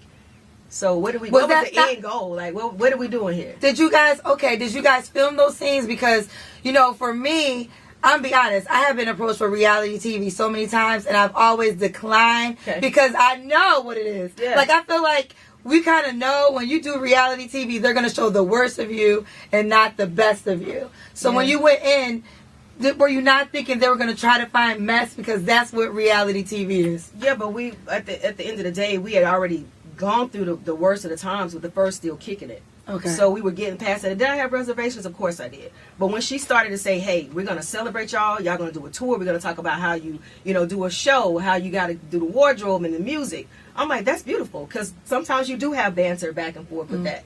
But when you come in and I'm being attacked every day and it never got to the music, it's like, what was this all about? And none of the things that happened until we started filming. None of the craziness. So it's like, was it a setup? What do we do this for? That you alluded to online about having an open marriage. Yeah. And then a lot of people were wanting to get further details. And I hate that you even have to talk about it, but when you go on social media and when you say that, people now dive in. Yeah. So just for like clarity, is it an open marriage? Can your husband be with another woman and tell you first? Or is it not that? And I know it's tough. He's in the room. So it's not tough. Okay. I mean, we talk about everything. That's the strength of our relationship, because we communicate. And that's what I was trying to get to. If you notice, I was very emotional during that time. Right. It was a lot going on. My sister and I were trying to heal. My mother was calling. So I had a moment. Nobody was around me. And I went to social media and I said my feelings. And I kind of got choked up with words. And I did say those things, but that's not what it was. We have open communication, and it's in the privacy of our bedroom. Okay. So people did get it misconstrued, but at the end of the day, I don't care anymore with people. I'm tired of trying to explain to people, because y'all gonna take what y'all want anyway. But we know what we have, and I'm cool on that. No, it's giving open communication is open relationship. Real quick, thank you, Ayo Barbie, for the super chat. I love the deflection from the mess she caused. Thank you so much for the super chat. Definitely giving deflection, because I don't see why you're gonna sit up there and blame Miss Mona Scott. She said, I don't think it's her fault. Communication in the privacy of our bedroom. See how open and private don't even make sense in the same sentence? What is open communication in the privacy of your bedroom? And then to answer her question, and she kept asking, what was the purpose of them coming together? The purpose of you joining the show was to put out this damn gospel album that you thought was going to hit. And the other part of that is, she said none of this happened before the show came around. It seems like you weren't really around the group like that up until y'all started filming. So what did you expect? And then last thing, for you to talk about a black production company, I guess, to be like promoting negativity. What about y'all? Y'all stole money from the black ass group when y'all was out here trying to hustle. Whenever y'all was booking shows, I'm like, just stop. Just stop talking and be in the privacy of your bedroom. Have the open communication there. I'm in agreement with Necey with everything that she said here. I don't even understand why she's still talking to people. You're not saying anything that's making this sound any better. You're not coming with any receipts. You're not denouncing anything really. You're just making more confusing statements. You know, it looked bad, girl. It looked like the gospel community just might have to be upset about whatever's going on in your life, girl. But you're not about to play with us about the open marriage thing, because we're not confused about anything. That's why I got offended, girl. We're not confused. We didn't we didn't misconstrue. We didn't misconstrue. You said we are in an open relationship, and now you talking about y'all honest in y'all bedroom. What does that mean? Right. Everybody should be honest in their bedroom. Who's lying? Right. Why can't you be honest in the streets? What you talking about? Like, what's happening? What's going on, girl? It seems confusion, delusion, disgrace. And she said open relationship more than one time on that one live. So you knew exactly what it was that you meant. But I think the people wanted you to have open communication with your sister because she was still asking about that money. Okay. So that would have been nice. And open communication in their room when they was trying to find out what Rocky was really doing with the kickbacks and all of that. You know what I'm saying? I do think that she should ease off of doing these interviews. But I see she's still trying to push that album though. That's the thing.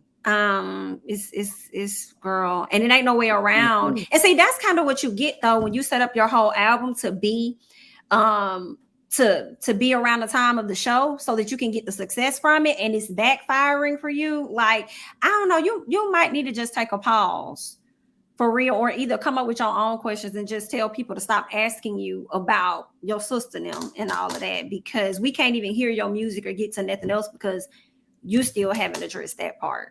Yeah, I ain't heard not a thing. I ain't heard a thing. She just keeps saying she ain't do nothing, but okay.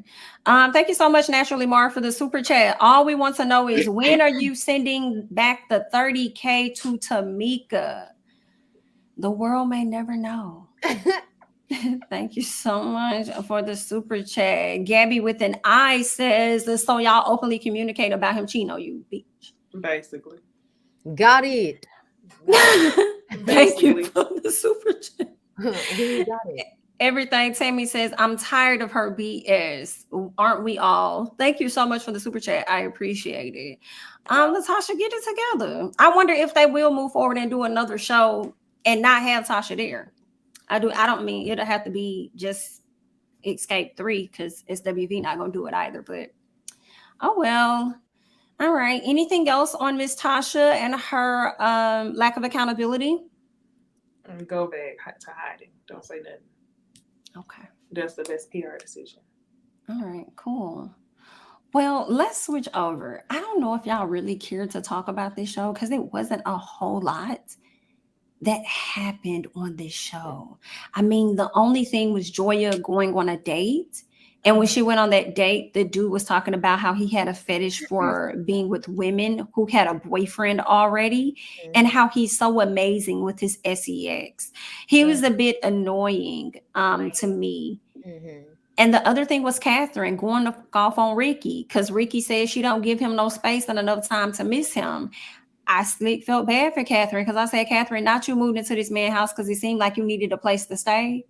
And when you did that, you over there taking care of everything in the house when he living with his whole motherfucking family. So why the mama, the daddy, the sister, the brother ain't helping pick his fucking kids up? And what it sounds like is you was the one over there picking up the niece and nephew too and dropping them off. Bitch, ain't no way you finna move me in there and use me like that, girl. She slowly started to reveal more about herself. She low-key seemed like the type of girl who has a lot of insecurity, so she overcompensates and gives too much. And the type of men that will be attracted to her are men that will benefit from being with her because they know she's an overgiver. Ricky might really, really love her, but he's also benefiting from her. And it just circles back around to why his ex is just so cordial with him. It has to be something about him where she like, I ain't really missing nothing. So I think that I want for this show to give her more self-confidence and like learn more about herself and not really make the process about Ricky, which I think is what she gonna end up, trying to do. I agree. Sheesh. It does feel like a self-esteem situation, because I just can't understand why you would move to live with him when he already lived with his parents and his sister and their kids. That just seems like a lot. And I want to understand why that decision was made in the first place. And I would like some backstory. But outside of that, I feel like Ricky's a whole bunch of red flags. But I also agree with him. Like, girl, if you are always at the house and you're always being attentive to his needs to the point that you don't even really take care of yourself like that, Yes. like you need to fix that. And she got really upset and heated behind it. And I think that's because it was the truth. I think on some level she feels like she's not the same person now that she is there and living with him and doing all of these things. And I think she's not happy either. I don't think she's happy. But I think that, you know, Ricky must be, you know, good in bed or something. I don't know. Has to be, or either she just is in a compromising position. Did she say they only got one car, therefore it would likely be his car? It's like she hustling backwards, getting with him. Like, I don't like, you really need to go out and get your own life and do more for yourself so that you're not so heavily dependent on a person that's also dependent on living with everybody and their mama, his mama. She said something about it at the beginning of the show about having her own place and then moving there. And now she said it like it was an inconvenience, or like maybe she moved there and that's not what she was expecting. But it's possible. Child, we need more information. We do. What do y'all think about the couple in the middle? I can't even think of their names. But, and I don't want to, you know, come for him, but he does give me different types of vibes, which is why I think the homeboy snapped on her and told her he'll slap the shit out of her. Oh, Jami, I will not. You think Zay is playing both sides of the fence? It can yes, ma'am. I do. And I also think she might like that because of the date she's going to go on next week. That guy was giving flimsy as well. So because of that, I think that might be her type. He was the one with the space between his teeth. He was giving that vibe. You are apt, and I thought that too. I was like, when I first saw it, I was like, he don't look like he, you know, he don't look like. And then y'all noticed that she look a little older than him. Yes. She looked old but young at the same time. Correct. Like, what? Yeah, she feeling. Maybe it's just like a little weight gain. Taken advantage of. She said she was in her late 30s. Did she say that, or late 40s? No, it had to be 30s. She had to say 30. I don't think she said the exact. I think she lying. Girl, it's giving 42. Yeah, she lying. She in her 40s. It's giving Bam, bitch. It's giving 42. Wow. Yeah, he giving me a different vibe because ain't no way your homeboy finna sit up there and tell your girl he'll slap shit out of her and then you don't really say nothing. And you don't tell him to apologize to her or anything like that. Like, it's giving what's happening. What's going on here? Bro, it's giving You're right, Jami. your man straight, but he and his friend. Say what? I said I was not piecing that together. Yeah.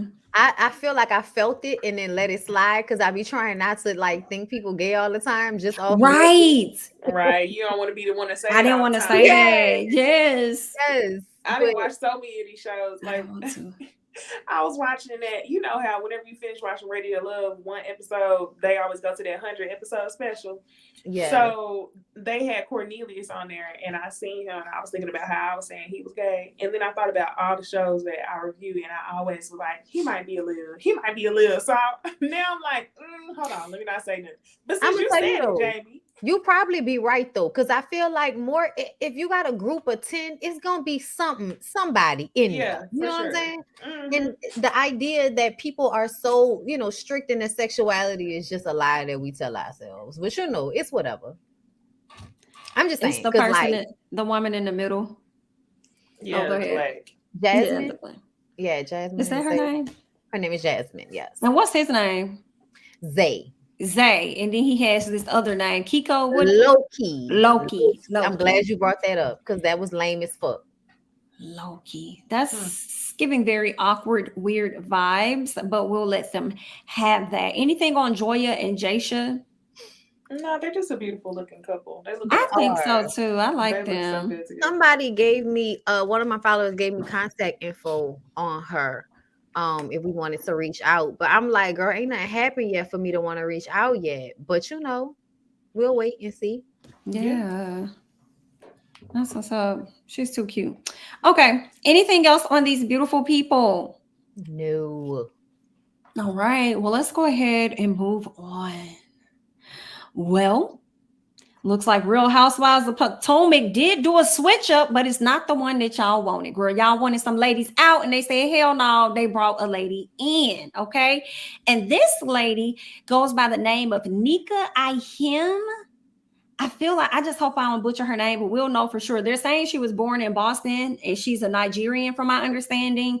She's a licensed attorney specializing in financial technology and has a lot of things in common with Dr. Wendy Osefo. I do believe that she was a CNN correspondent as well. Her husband is a medical doctor and also a night lounge investor, something that Miss Dr. Wendy wanted to be, a night lounge investor, whereas this lady is an attorney. Dr. Wendy's husband is an attorney. So I'm wondering if Dr. Wendy could have recommended this young lady to come on the show, or if they trying to replace Dr. Wendy. Yeah, I was wondering the same thing. Now, according to TV Deets, they're saying everybody is expected to return. Giselle, Robin, Wendy, Candace, Karen, Mia, and Ashley. All of them are returning. Now, Sharice, that's what I wasn't clear about, and Jacqueline. So I don't think they are going to return. I'm not sure, but I'm not in like a full-time capacity. But what are we thinking about this? Are we excited or are we still mad? Because I have thoughts. So when I saw, okay, number one, I'm gonna say this: they always pick the worst picture they can find whenever they announce you to the public. Because I remember whenever we saw Mia and a couple of the other girls, and I was like, I don't know. But anyway, I don't like that picture, that first picture of her. The second picture, she looked cute. I'm excited to have some more melanin, but it feels like Bravo just said, here go a little more chocolate. And my thing is, we already have a Dr. Wendy. We already have a dark-skinned woman who has 4 degrees, who's acclaimed, who's a professor, who is a commentator. And I kind of wish that y'all just brought a dark-skinned woman on there that just did nothing. That like was Giselle? Just like Giselle, like Karen, like somebody that, because it just kind of, I don't want her to come on and perpetrate like this excellence theme that we've already seen with Dr. Wendy. Like, I just want somebody to come on and be soft life, like, you know, I'm rich, I look good, I got kids, I ain't got to do shit. Kind of like y'all require of the other women on the show, like Ashley. They don't do shit. They just be. So I don't really need another Dr. Wendy. I agree. I didn't even think about it like that. But I didn't like the fact that it seemed like it was competition for Dr. Wendy instead of somebody to be a friend to her. So yeah, I agree. I would much rather them, you know, find somebody that has a different life dynamic. Yeah, I agree. That was a really good point that Necey made too. Damn, I ain't think about that. I wonder who they could have got. They doing all of this when they could have just brought a scholar back and we would have been fine. Like y'all going around the world, still not listening to the fans. We hate to see it, but I guess we'll be tuning in. Some people aren't too excited about this, even though they are bringing somebody back. Some people saying they may not watch the show, but it's really because Robin's going to be coming back. So we'll see. Only time will tell. We'll see what's going to happen there. Anything else on Potomac? No. All right. Well, let's go ahead and move on as we get into Young Miami. So Young Miami, she did an interview with, I believe it's called thecut.com. And when she was doing this interview, she just pretty much talked about a few things as far as her voice and how sometimes she wish she could change it because people be thinking that when she talks, she sounds illiterate, but it's just really like how she talks and she can't really help it or whatever. And I mean, we do make fun of Young Miami's voice, but for me, it's high key because I love the way she talks. Like, I don't even think she sound like illiterate for real. I do think that you rap off beat, but it still be jumping. You know what I'm saying? It still rise. But I love, because it's so unique. Like, I really love her voice a lot. She also went on to talk about Diddy. And she talked about how they not together. She say they single. You know, they being single. Right. And that's what's confusing because it was like when I was reading some of it, it seemed like they were together because she was like, well, we decided that we were going to let everybody know what was up because we didn't want nobody else to do it for us. So you're confirming that y'all had something, but then now it sounded like you saying that y'all are single and it's like you done or whatever the case is. But I don't think they done. What y'all think? I don't think Diddy has ever been done with any women that he was with until they left and married somebody else. Hey, Cassie, how are you? Okay. I feel like this relationship has been emotionally taxing on her. And I think that if they really aren't together right now is because she couldn't take it and she needed to focus. Because, unlike Cassie and them, like Cassie's career was cute, but the City Girls is fucking popping right now and doing shows and shit. And I feel like both of them understood that, yeah, we're gonna have men, but we can't let them get, in the way of this bag. And I feel like he was starting to get in the way of the bag because he was fucking up her emotions and shit. Because she was looking sad on social media. She would tweet things and it would just seem like she wasn't in a good space. And even this photo shoot that she did recently, I don't think she smiled in one picture. She didn't. And she looks beautiful, but she feels like a beautifully rich, sad girl. And I hope that they are done so that she can, be better moving forward. Because she said some things in that interview she did with Mary J. Blige and Taraji about, not losing yourself and, advocating for yourself. And the things that she was saying sound like somebody that has been through that in order to know that they can't keep moving forward like that. So yeah, I think definitely some shit happened to grow her up a little bit more. I think the relationship probably made her grow up because I think she might have, because all of that, he mind me and and I'm on his head top, all of that shit was cute, but it was immature as fuck. And now it seems like it's a totally different vibe that we getting. And it's probably because he hurt her in some way. And usually we grow in uncomfortable moments if we gonna grow. So yeah, I'm happy for her if it's over. Yeah. I think she just didn't get what she wanted, but I don't mean it with no shade. I think she just wanted more out of the relationship and decided that she was ready to go. Yeah, and primarily it's really like, but don't be trying to play in our face and convince us and make us think like you was good with the position that you was in when we was sitting up here telling you the whole time. That's not how that goes. If you're human and you have emotions and feelings and stuff, like you're gonna grow to want more. But don't be trying to dog us and clown us and say whatever the hell else. You know what I'm saying? Or like we don't know no better.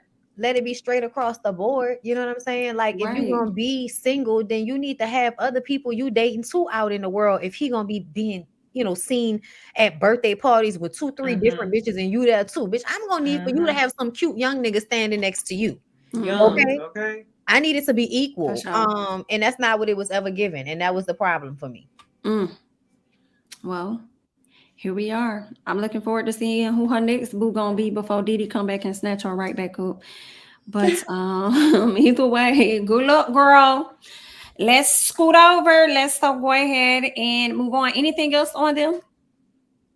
No. All right. Oh, I want to say one more thing about her voice, the way she talks. She talk in cursive, and I don't think that there's anything illiterate about talking in cursive. That's real fancy.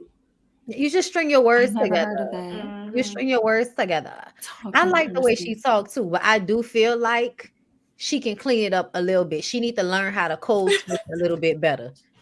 Because sometimes I think that's what the photo shoot was trying to get. She was giving a Carisha Scott King a little bit with the blowout press. They said she looked like Oprah in that bitch. It was definitely giving that. That's too funny. Okay. No, I'm glad for her though. She needs to shiny it up because she not gonna go nowhere no time soon. So she has to be making like these escalations in her style and in the way she carries herself in order to have longevity. And I think she wants longevity. So, I think so too.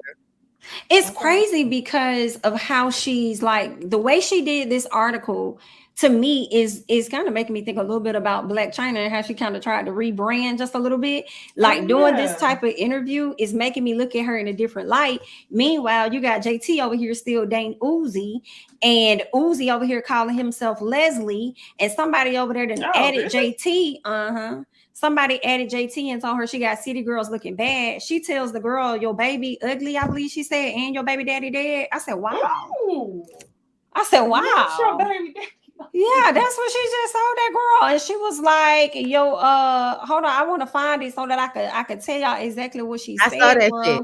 I saw that shit. And that is what she said. She said your baby ugly and your baby daddy dead or something like that. And she said that baby looks like Finesse 2 times. Please leave me alone. I'm not bothering no one.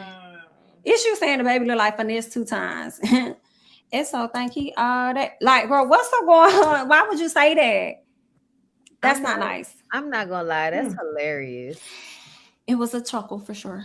Like, I don't know why y'all think y'all can say shit like that to people. Like, why you think you could tell that girl that she making the city girls look bad because she love her old man?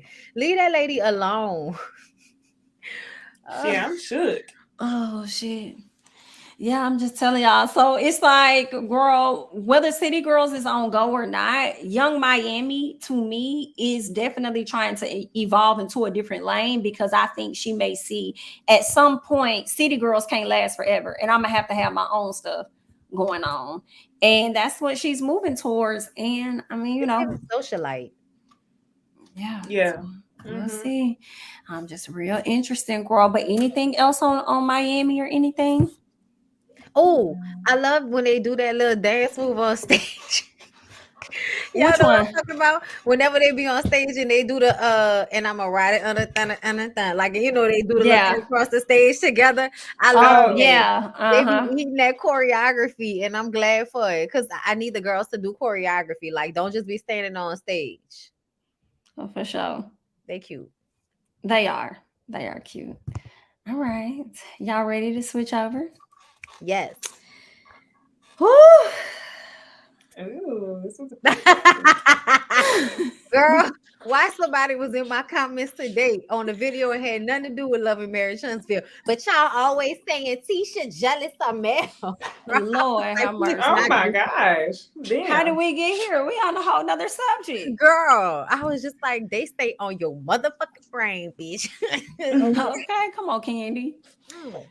All right, y'all. So they dropped the latest episode of Love and Marriage Huntsville. What did we see? A continued conversation between Stormy and Mel. Now, Stormy says she understands that Mel often disconnects, but she just thought it was weird because she never expected Mel to disconnect and distance from her, especially when they had no known issue. Stormy said that she expected more from Mel when it came down to that being her first reunion. And Mel said, oh, well, I didn't even know your door was next to mine, girl. I didn't know that. Oops. And then Mel says, she says that it's weird that Stormy did not or would not DM her if she wanted to actually have a conversation.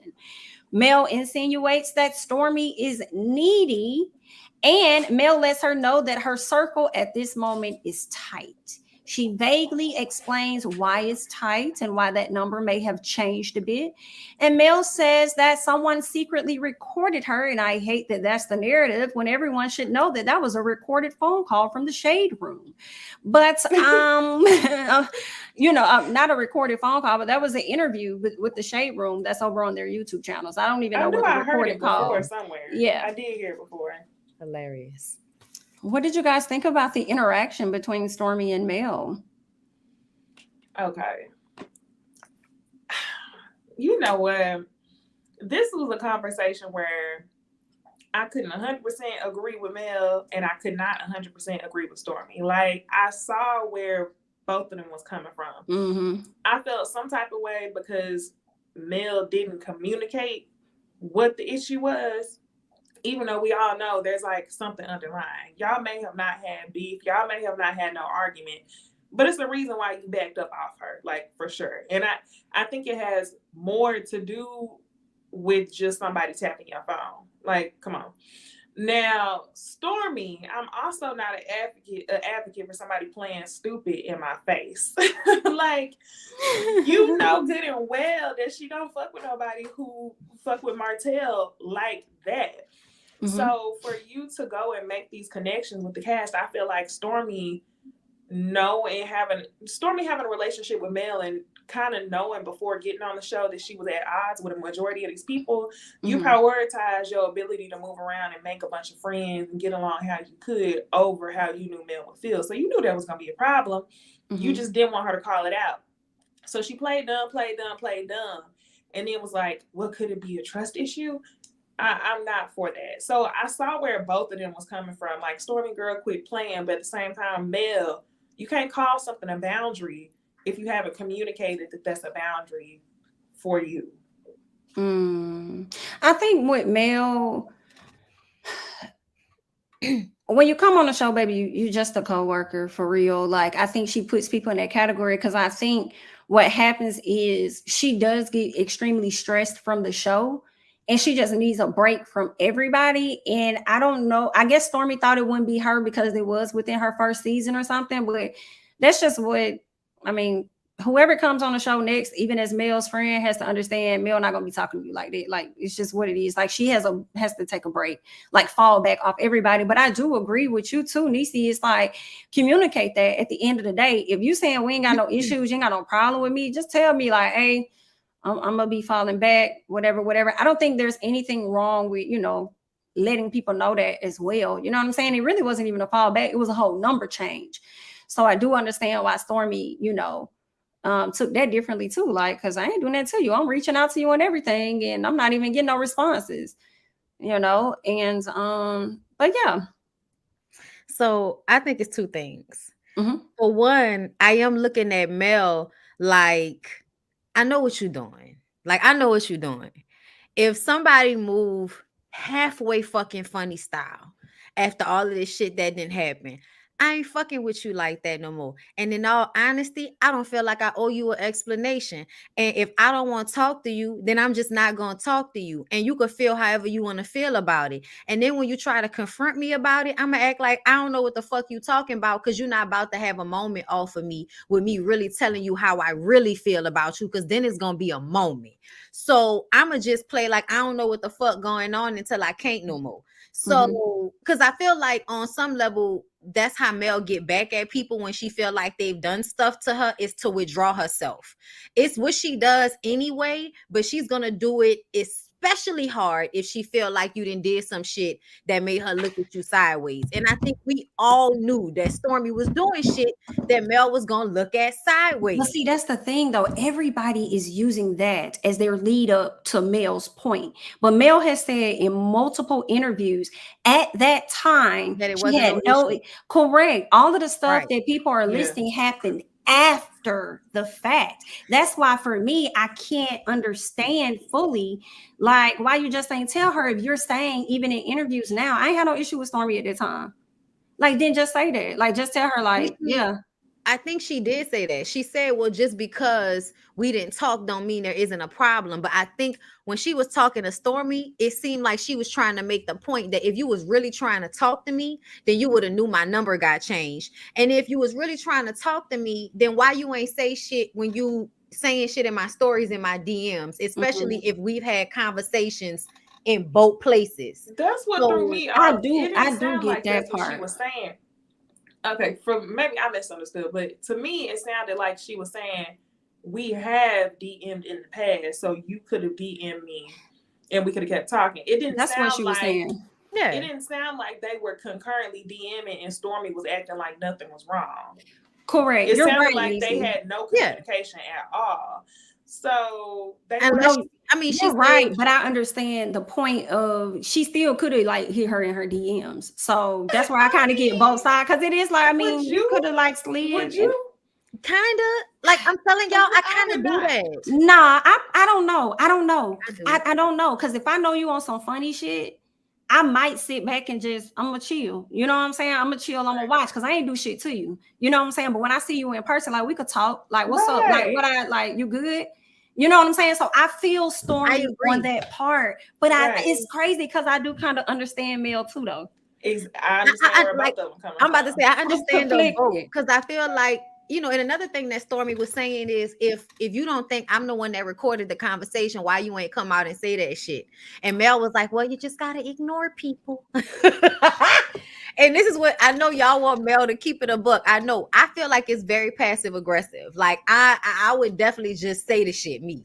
But I get why Mel doesn't say things, because first of all, strategic. Second of all, anytime she says something, she the bad guy. So sometimes it's just best to not say anything at all out of sheer like get back at y'all. Okay, everybody gonna act like when I do say shit it's the issue, so I'm just not gonna say nothing then. Fuck y'all. Like, that's what I think she be doing, which is passive aggression. But Stormy, do y'all think Stormy recorded that conversation? Hell no, that's an interview. So. That was an interview from the Shade Room. Because I remember watching that interview, and then next thing you know, I see it on the show where Destiny's playing it, and I'm like, why is she playing it like it's audio? Like she just can't pull up the interview and Martell can't watch it. I said that months ago. Like I don't even know why they created this narrative that it's a recorded call. So I'm wondering why that's happening, unless it was a different interview.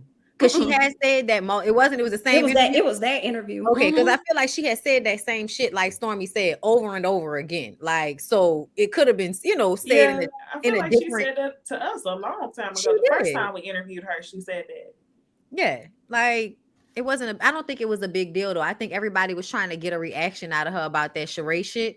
And she wasn't really trying to give nobody a reaction. I think Destiny was the one that brought that shit to the show on some messy shit. That was messed up. Oh, you know what I'm wondering though? I'ma just keep it a buck. Now that I think about it, I really do think it was the Destiny thing. I think she don't want to say it, but I think it was the Destiny thing. That's what I was thinking too, because that's the only thing that I can think of that happened before this whole situation. And remember, she also went to dinner with them when it came to reunion time, and then her and Destiny popped up like, oh, no, we cool. So for me, if I was Mel, that would be enough for me to be like, because I felt like she was trying to get in where she fit in. It was such a turn off to me that she went out of her way for Destiny. To be friends with somebody who dogged your ass multiple times. So I'm like, it's giving. And she was in the wrong off rip too. Like, that's another thing. Destiny was the one that I felt like was primarily in the wrong, because she just asked you a question and you jumped off the porch and then you threw a chair at her. So just because they cut that out, you was able to make it seem like it was Stormy that's the ghetto one, but to me, the one that's throwing fucking furniture is the one we should be worrying about. Exactly. So for me, it just kind of felt like, I think Stormy responded to Destiny out of the anxiousness that she felt from the crowd, from social media reacting. Yeah, for sure. And I wish she wouldn't have done that. But I feel like if I was Mel looking at that situation, knowing how Destiny was moving at that time, I already told you me and this bitch not getting along. I told you me and Martell not getting along. And somehow every time I look on social media, you over there somewhere with somebody I didn't told you over here fucking over me. After being friends with everybody else and they continue to do that, I'm not doing that with nobody else. Yeah, that's what. But then where do you get in the middle if you have a friend that's telling you to get to know other people? Same thing happened with Destiny. Mel encouraged Destiny to get to know Tisha. So do you think it's a situation where they should read the room, or it's not about getting to know him? I think it was the extra shit that she was doing. Exactly. That's a character flaw to me. I think Mel truly meant it when it was like, I'm not gonna sit up here and talk shit about Destiny with you, like she was trying to talk shit at the beauty supply store. But I think it's a character flaw when you're going out of your way to try to be cool with everybody. That's a red flag to me. Like, I get it. You want to be cool, fine. But the fact that she dogged your ass out. That's what I'll never get over. She assaulted you with a chair. You go buy her a $1,000 bag. And the way you go around the room telling everybody, so we Gucci. I'm like, character. I can't fuck with you. And then she said she lost the bag. That's another thing. I'm like, bitch, you spent $1,000. She ain't lose her damn bag. That's what she said, girl. But even though I don't think she lost it, she probably pawned it. But that's, it just was too much to do. And also, I felt like as many sit downs as they had, that was another thing that bothered me. I was like, how many sit downs you gonna have with this bitch? And she gonna sit up there and play in your face? Like, it just was over and over again. And then when they was at Madani, she was being all nice to Destiny, but then when she started talking to Mel, she was talking bad about Destiny. And so it was like, so you trying to be cool with the bitch or you don't like the bitch, and then you meet up with her after the fact to try to make it even better with her, but you were still probably talking shit about her to Mel. Wait, was she talking bad about her at the Madani? Or was she just, I thought she was just telling Mel about the thing. Okay. She was being passive. She was saying something to Mel about the store or something, and Mel was telling her like, she said she was the marketing queen or something. I think she also made comments about how they didn't have a lot of product in there either. It was something, She and ain't Mel was lying. basically telling her like, don't let Destiny's energy get you down or something. Basically, like ignore it. Y'all will be good, is what she told her. Yeah, I think that just wasn't a good look at all. Like that just wasn't. And then it's like begging. But the gag for me was the reunion that I'll never be over. Not you saying that y'all are like getting real close and the girl tell you ditto. Bitch, what, girl? Absolutely not. That No, was another moment. And then you could tell they was in cahoots. So that was another thing I didn't like. And Mel said that. Mel said everybody's getting together and having conversations off camera and bringing their conversations off camera to the show as if it's real. But no, y'all have discussed how y'all gonna be on the same accord before y'all get here. Honestly, I don't know it, but I feel like that's also why we saw Stormy draw a little bit closer to everybody else on the cast, because as soon as she got the distancing from Mel, she probably had conversations with everybody else on the show about it. They probably like, oh, she did you just like she did us. She probably changed her number. She did this, she did it. So Stormy like, oh, no, I'm gonna be different. I'm gonna go say something about it whenever the camera come back. And she addressed her on screen. So I'm sure they've had conversations trying to tell Stormy how Mel operates. I can see just imagine. Yeah. I mean, just watching the show will show you enough. Yeah. To know how that, how she operates when it comes to that. I'm trying to see if there was anything else I was going to say about the Stormy and Mel situation. Oh, I did like that Stormy said people want them to fight, but she's not going to do that. And I was like, I love that, Stormy, but I don't want to see that. You know what I'm saying? Because it's not going to look good if you say that and then we see that later. They're going to end up arguing, I think. Honestly, I think we already kind of seen that it's going to go down that road based on just what we've been seeing thus far. From her mama, then the way Mel was talking about it during our interview with her, it definitely felt like, yeah, they straight. It ain't about to be that. We co-workers. That's it. Damn. Thank you for the super sticker, Claudette. Appreciate you. Thank you. Kimmy. It was the Cuff It video. I'm sorry. That's what I was the Cuff. But that didn't happen to December. That was after. But it was when they went to dinner for the reunion. That's what I was. Was that the dinner for reunion? I think it was Destiny and they went to dinner right after filming. Yes, they posted a picture of all of them together. Yes. I remember the dinner, but I thought that happened later. No, that was right after the reunion. Yeah. I remember they were still in wherever they were filming the reunion. That's where they were. So they got all at the table together. Yeah, I remember that. I do remember that. I still feel like during the reunion she was doing shit, and I feel like if you think about it, if y'all stopped taping in August and you didn't talk to Mel until October, is that really that long to not talk to somebody who you don't really talk to like that? And that's what I was trying to get to. How often did y'all already talk? Because if y'all talked frequently and then it came to a halt, then okay, I get you. But if y'all weren't really talking like that, it's not that long. It's the fact that the rest of the castmates tried to get her privy to how Mel operates. And I think that's why she anticipated that conversation. She said she ain't talked to none of them neither last episode. So I thought that was funny too. Yeah, she did. I believe they had conversations for sure. Thank you again, Claudette, for the super sticker. Go ahead, Bondy. Somebody said they not familiar with the Cuffy video. So in like December, outside of Black, Stormy was doing like the Cuffy video challenge with the Scotts. Both of the Scotts. That's 4 people. Okay. And it had everybody kind of looking like, what the fuck going on over here?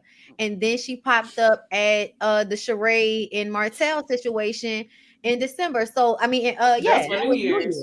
But here's the thing too. I'm sorry, y'all. I'm gonna have to say this part. If you and I, if we done had this conversation in November and you made it clear that I ain't got your new number, I'm not getting your number. I'm not required to not hang with whoever the hell I want to. You see what I'm saying? So if we've already had this conversation, and then she didn't even tell her you know, what was up. Like when you, Right. if you had that issue, you should have said that to her in that moment. You didn't even tell her if that even was an issue. If anything, to me, you played in her face a bit. You didn't get the dun. You could have DM me. Yes, like, you know, people she just be did. doing stuff, you know, people doing stuff. That's why, you know, I had to change my number, whatever. But now after the fact, now that it's understood how we moving, then cool. I was cool at first because I wasn't really forming. Like, I ain't have no true friendships with nobody or nothing. Now we don't talk. It's like, okay, well then shit. I ain't trying to be the outcast person of the show. Exactly. If I gotta come on the show and I gotta film with people, I felt that way at the beginning. That's how I said she has to get to know people on the cast if she wants to be on the show. That's how I felt at the beginning. Yeah. And since the beginning, it's kind of seemed like maybe you really didn't like her from the beginning because the shit with Ariane, and I know she ain't think they forcing that. I think they are was making say, it. they just know each other, right? It ain't. I mean, people act like Huntsville is that big though. No, exactly. But I also kind of feel like the way you approach Mel, you know what I'm saying? Kind of, and let's not forget, one of the main things that turned people off was the fact that she came off like a fan. Like, remember when she was first on the show and she was asking Mel, so what happened? Oh, so girl, I saw this online. What they was talking about, girl? And everybody was like, the fuck? Like, she coming off like a fan. So to me, a little I know bit. somebody at the slumber party thing. Yes. I got you.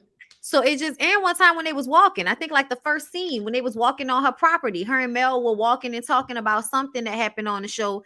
And it seemed like she was asking questions like a fan of the show versus somebody that's friends with Mel and knows that would make me think not more of a fan, but more of a camera time. That's what I see versus more of a fan. I see more of a, let me ask these questions for camera time because the lady had already filmed at her house. So what fan do you really need to be if the woman asked you to use your house for filming? You know what I'm saying? When y'all already had a relationship established. I mean, like, it felt like she was asking about something she saw on the show versus something she knew happened because they was cool. Yep. You see what I'm saying? Oh, yeah. She was asking, it was like a show recap. I remember how I feel when we first was introduced to her, it was given a little fan. It was. She was asking about the reunion. Okay, somebody said she was asking about the reunion. But yeah, either way, like, I just kind of feel like I understand both sides because I do feel like Mel could stop being passive aggressive and just say what it is. But I also feel like that's just her way to like feel like I don't really have to, so I don't want to. And if people want to have an issue with that, that's fine. But I just kind of feel like at the end of the day, you kind of gave her reason to kind of like side eye you even at the reunion. Like starting at the reunion, I felt like, what's going on here? Yeah. So, you know, if we back it up to the Destiny thing, that might have been another thing. And that might have been one thing too many by the time we got to the reunion show, girl. But yeah, Kimmy. Yeah. Lisa, thank you for the super chat. Every year this season starts off with Mel breaking up with a friend because she put the show and people on mute. First her and Tisha, then her and Destiny, and now her and Stormy. Please tell Todd to come up with new bullshiggity. Thank you so much for the super chat. Now I have to say, in Mel's defense, Tisha and Destiny were understood for me. It's the Stormy that doesn't make sense. Tisha threw up in this lady's face about her ex, like, but I can't say nothing about your marriage. No, ma'am. Then you talking about me next door, childish. The Stormy situation, that's where I'm still. We don't have that backstory. It's just like we came into the season and it's like y'all was just cool. What the hell happened? You know, so we're having to piece things together of what we think that it is. So I mean, it's a little could it have been possible that I just didn't talk to you in the 2 months? And then I got to the reunion show thinking we was cool. And then I heard you say some things and some things rubbed me the wrong way.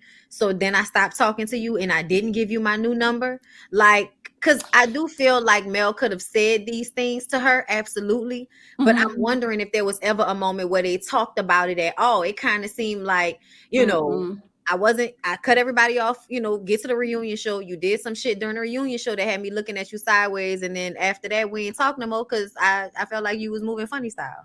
Nah, I wouldn't think that happened. Okay. But I would think that she was just over the fucking show. Like, and now you're a part of the show. And it's just, I want a break. Because here's the thing. When they finish the season, because when Mel says she done talking to people, is really when they finish the season, right? So it's about what, 2 months before they actually film the reunion. So Mel probably didn't change her number yet, but her and Stormy weren't talking. So that's what I'm thinking. They could have possibly not been talking. And Stormy didn't think too much of it because she still had access to Mel, or so she thought. So now after the reunion film, you speaking to Mel like, oh yeah, we'll get up. And then after the reunion, you see that her number is completely changed. I think what it is Mel been over the season for a few months at that point. So I think that's what the leading cause of her wanting to like change her damn number. I just kind of, somebody said in the comments, the reunion was a lot. Mel makes enemies by not keeping it a book. And I don't agree with that, because I feel like, how you gonna make an enemy just out of not saying shit? Like, a person got to have some other shit about them to respond to that in a way. To you know what I'm saying? Because Kimmy don't get that bothered. The fuck? Speaking of, and you know, I think Mel is still figuring her way out with this whole group of people. And in reality, I feel like in the beginning, Mel used to be very vocal, but now I think she keeps more things close to her vest, because I feel like she knows that I'm damned if I do, damned if I don't. If I say more, y'all gonna do this. If I say less, y'all still gonna do this. So I'd rather just go with saying less, and y'all can do what y'all want to do with that, because I don't care. So I think she's still just trying to figure out her way. And then like her trust isn't fully there with everybody either. Like it's just not. It was with Stormy, but I don't know what happened with that. We all confused, but that's just where she at with it. You know, so that's what it is. Real quick, Kimmy and Martell. So he expresses how he still wants his family back, which is so interesting because you're dating Sheree. What's going on with that? Kimmy says that they will always see Martell and Mel together because that's how it's always been. I understand, Kimmy, but it is giving let it go. Yes. Because it's not going to happen. And I think y'all just only gonna make Mel feel more and more uncomfortable with this man. So just let it go. How y'all feel about that? Martell, I mean, we know he want his family back, but I think Martell is trolling Mel in a really dangerous way. And it really irks me that the people on this cast, or the people who were friends, or the two of them ain't really taking it seriously. He moving like a true narcissist. Like, he got everybody else fooled, and anything he does to make himself look good ends up making people think that Mel is bitter or Mel looks bad. So it's just irritated me how they're, enabling him to continue to do the same shit he doing. Like, at least when it comes to Mel, respect that she's done. She's filming in the same place as him, but y'all need to stop trying to push this, go get your family back, because that's only going to encourage him to continue to be on the bullshit. And I feel like if it's one thing that a narcissist cannot stand, is to be exposed or to be embarrassed. And if y'all continue to encourage him to go after her and she continues to reject him, like, that's going to make me nervous. Like, y'all need to stop. Because he's going to keep responding. I think people forget it's more than cheating at this point. Like, he has an outside child. I feel like people forget that. He has an outside child. Mel has enough kids to take care of. I don't think that she's about to go back, marry you, and then got to look at this child that you had outside of her and like be reminded of that all the time. I don't know what they want. I'm gonna say again what Necey said. Like, can we keep it a buck? How is somebody supposed to be nice to someone that tries to take custody of their kids from them? Like, I really want y'all to explain that part to me. Because I feel like this is egregious as fuck for him to be taking her to court. It is. It's crazy. You can't even afford to take care of those kids. And you had the audacity to take her to court to get custody of the kids because you can't control her. And everybody around is acting like he's not doing it. They all ignored it. And that's insane to me. And like Necey said, I feel like it could possibly get to a violent state, especially that shit that Lewis and Tiffany did, especially Lewis laughing and shit. I'm like, y'all really don't take these things seriously, and I don't understand why.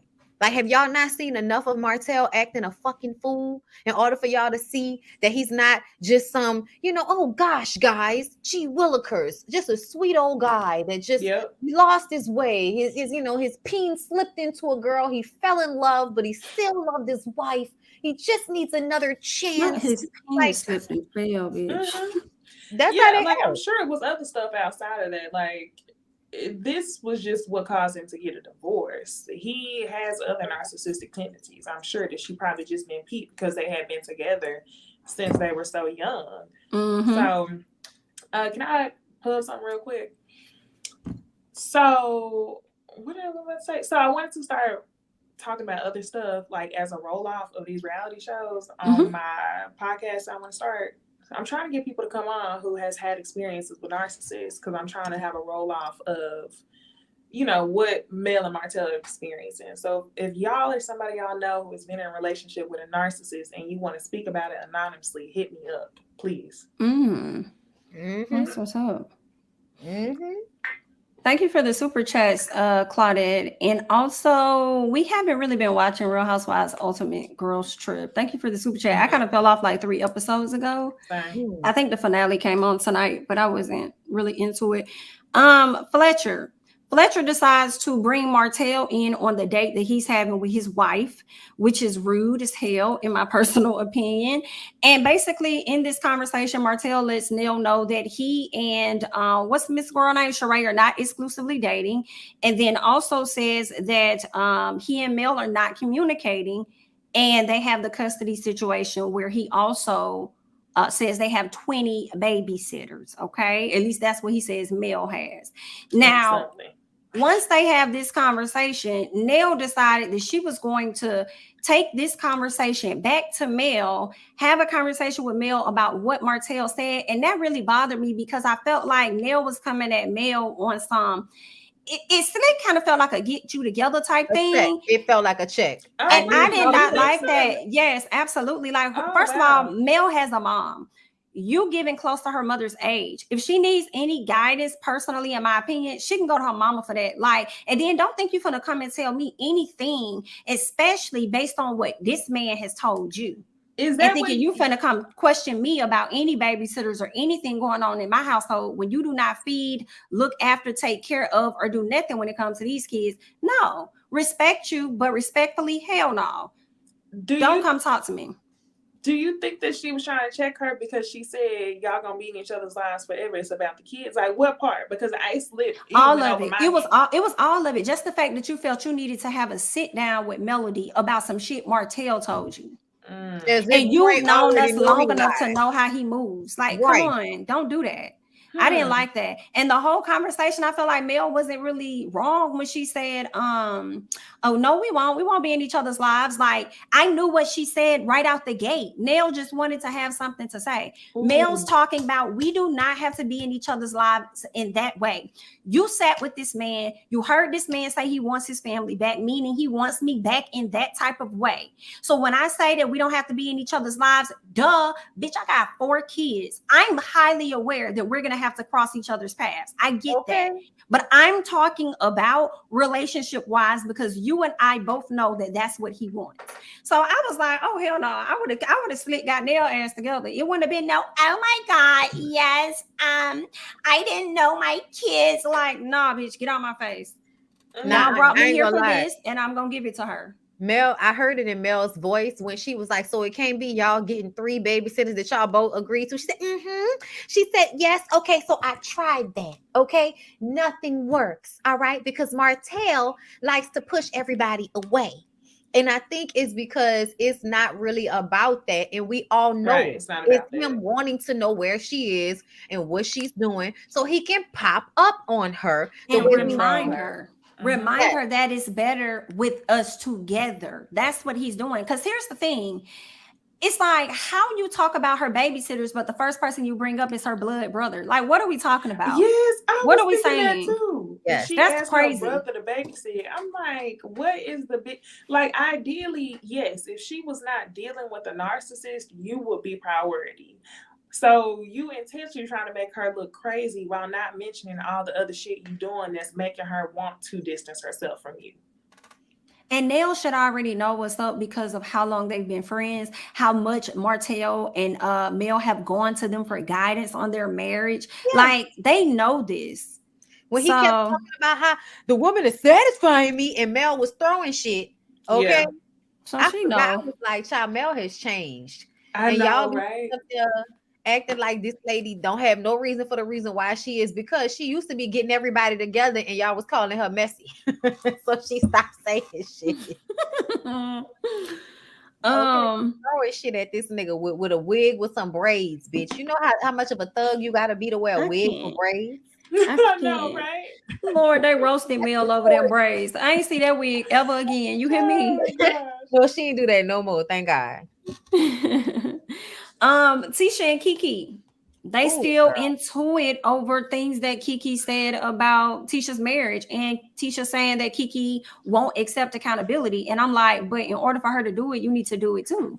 Yes. So I'm a little confused on what the argument is about here. I'm glad somebody said it, but can we talk about why Kiki don't look nothing like them pictures of her when she was a child? Not even Do down you to know, the I skin said the tone? same thing in my. I said she done lived a hard like. I know, obviously, she was on drugs, but it's some other stuff. She done lived a hard. Like, That wasn't the same person. Wait.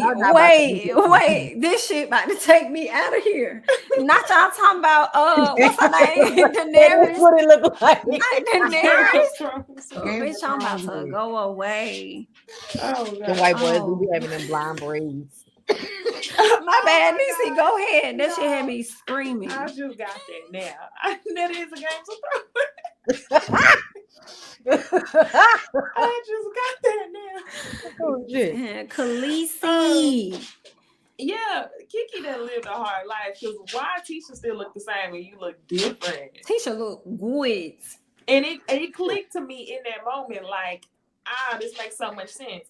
Y'all doing the same thing to each other. Both of them have that insecurity and competitiveness in them. Yes. So I feel like Kiki really is. Parents.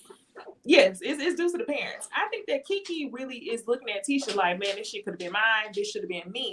Meanwhile, Tisha knows that she made it to that point, and I feel like she is trying to keep Kiki away from that.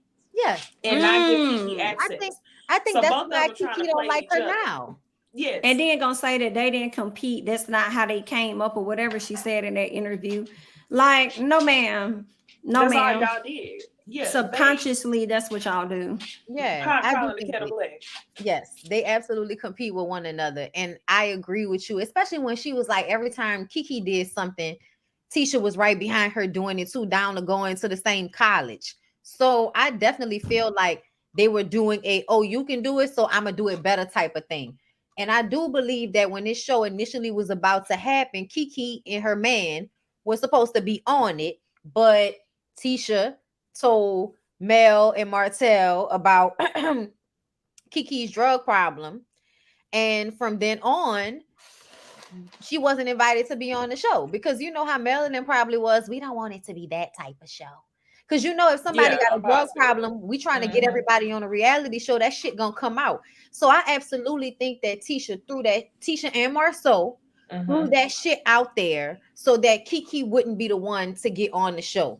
I do believe there is some truth to Kiki's feelings, like Tisha sabotaged her chance. I do. Yeah. And I think that they're trying to give Kiki that chance, but I'm wondering if, just like your cousin, y'all don't have what it takes. Y'all don't, because y'all don't want to give anything up. Like Tisha has been through so much and still has not given anything up on this show. No.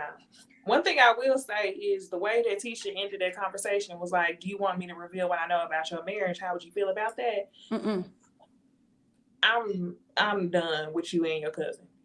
Like, I can't take another season of y'all halfway acting like y'all gonna spill tea on each other, and y'all really not.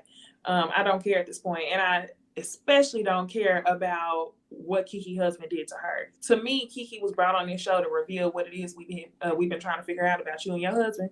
And if Kiki don't do that for me, like, I don't need Kiki on the show personally. Now Tisha did say in her interview with Carlos that Kiki has always wanted to be on television. This was something she wanted really bad, so she was glad that she got it. And it cost her family, I suppose. As I don't think they gonna make amends on the next episode. I think it's gonna be whatever it is it's gonna be. Tisha says she's not willing to bring her back into her circle, which is so interesting to me, right?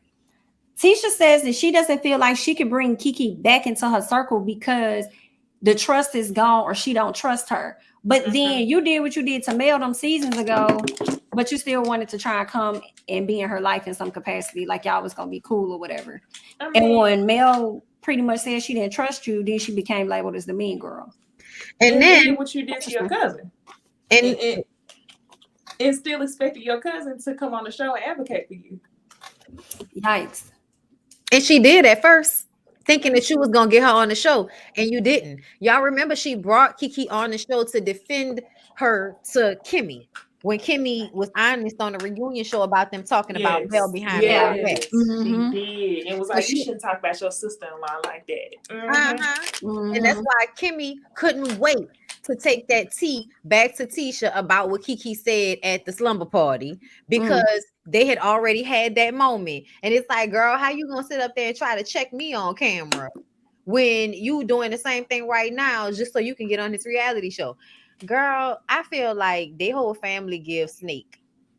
Down to Wanda. It's giving the town too small. You ain't got nobody to compete with but each other. And why all y'all look the exact same? Oh yeah, because that's what I was saying. Why the fuck Kiki and Tisha look just alike as grown women, but in them pictures standing next to each other, they're not even the same skin tone. Like that didn't make no sense. Oh yeah, no, that's what had me shook. The skin tone completely changed too. The nose, the skin tone. The only thing that looked similar was the eyes. And that cousin Courtney looked just like Tisha. Tisha, she do. I'm like, what is in the water? Okay. Or in the DNA? She strong as fuck. Strong as hell. Okay. Anything else about Love and Marriage outside of Miss Wanda trying to sue somebody, child? They said that Kiki was shoplifting, girl. Oh, I did hear that, but I don't know. Like they put up the images, and it kind of looked like her, but it looked like it could be somebody else too. So it did. That's why I ain't really talk on it, because I was like, I don't know if that's that lady or not. That just could be a family member, because y'all know, the neighborhood. Clearly, smart. they all look alike, right? Okay. Clearly, they all look alike. It could be the neighbor. No, for real. For real. Shit, even a brother look like that. It's so strong. It's strong as hell. All right, that's all we got on Love and girl, I was gonna say Love and Hip Hop Huntsville. Why do I want to call it that? Jesus. Love and Marriage Huntsville. We're good. We're good. All right, y'all. Let's go ahead and move on to some more BS. And that is Mr. Marcus Houston, who decided that he was going to come to the front. And he did an interview with Page 6 where he pretty much said that women his age come with baggage and kids. Okay, let me see if I can find that quote. He says, there's a lot of women my age I've dated. They may have baggage, they may have kids, they may not. There's so many different women I've been with throughout my life. And it just so happens to be that this one, which is Maya, caught my heart, the wife. Okay. He says, everything that I prayed for and everything that I wanted in a woman, she came with, although she was young. I'm young in spirit. I'm just telling y'all what this man said. Okay. And then I believe he mentioned something like I could have married a 41-year-old woman and it could have been disastrous. This is just what he said. So he's been on which is so interesting to me. He's been on a tour of explaining his relationship when nobody really even mentioned anything. He's the one that hopped on TV One and just been going on and on about these series. And it's giving guilty to me that you feel the need to over-explain your situation. Now, Romeo, because I know y'all like, well, why is Romeo up here? Well, Romeo came and gave a statement where he pretty much debunked everything Marcus Houston had to say about women with baggage and being single moms and stuff like that. Basically not condoning anything he had to say and said death before dishonor. Then Marcus comes back and says to all my fans, supporters, and real truth seekers, I can see how the media would love to pin people against people for monetary gain. But when you're at peace, loving life, and able to still make a positive impact in the entertainment world for over 2 decades, it's so easy to move out the way and let bottom feeders eat. Well, if you want the bottom feeders to eat and do whatever it is they do and move out the way, why have you consecutively for about 2 weeks now been out here in the media giving people sound bites and things to discuss? It seems like you the one feeding the bottom feeder. So what are you? I'm confused. Yeah. Nobody asked him to do this. At all. He was MIA for years. And I'm like, why are you speaking on this?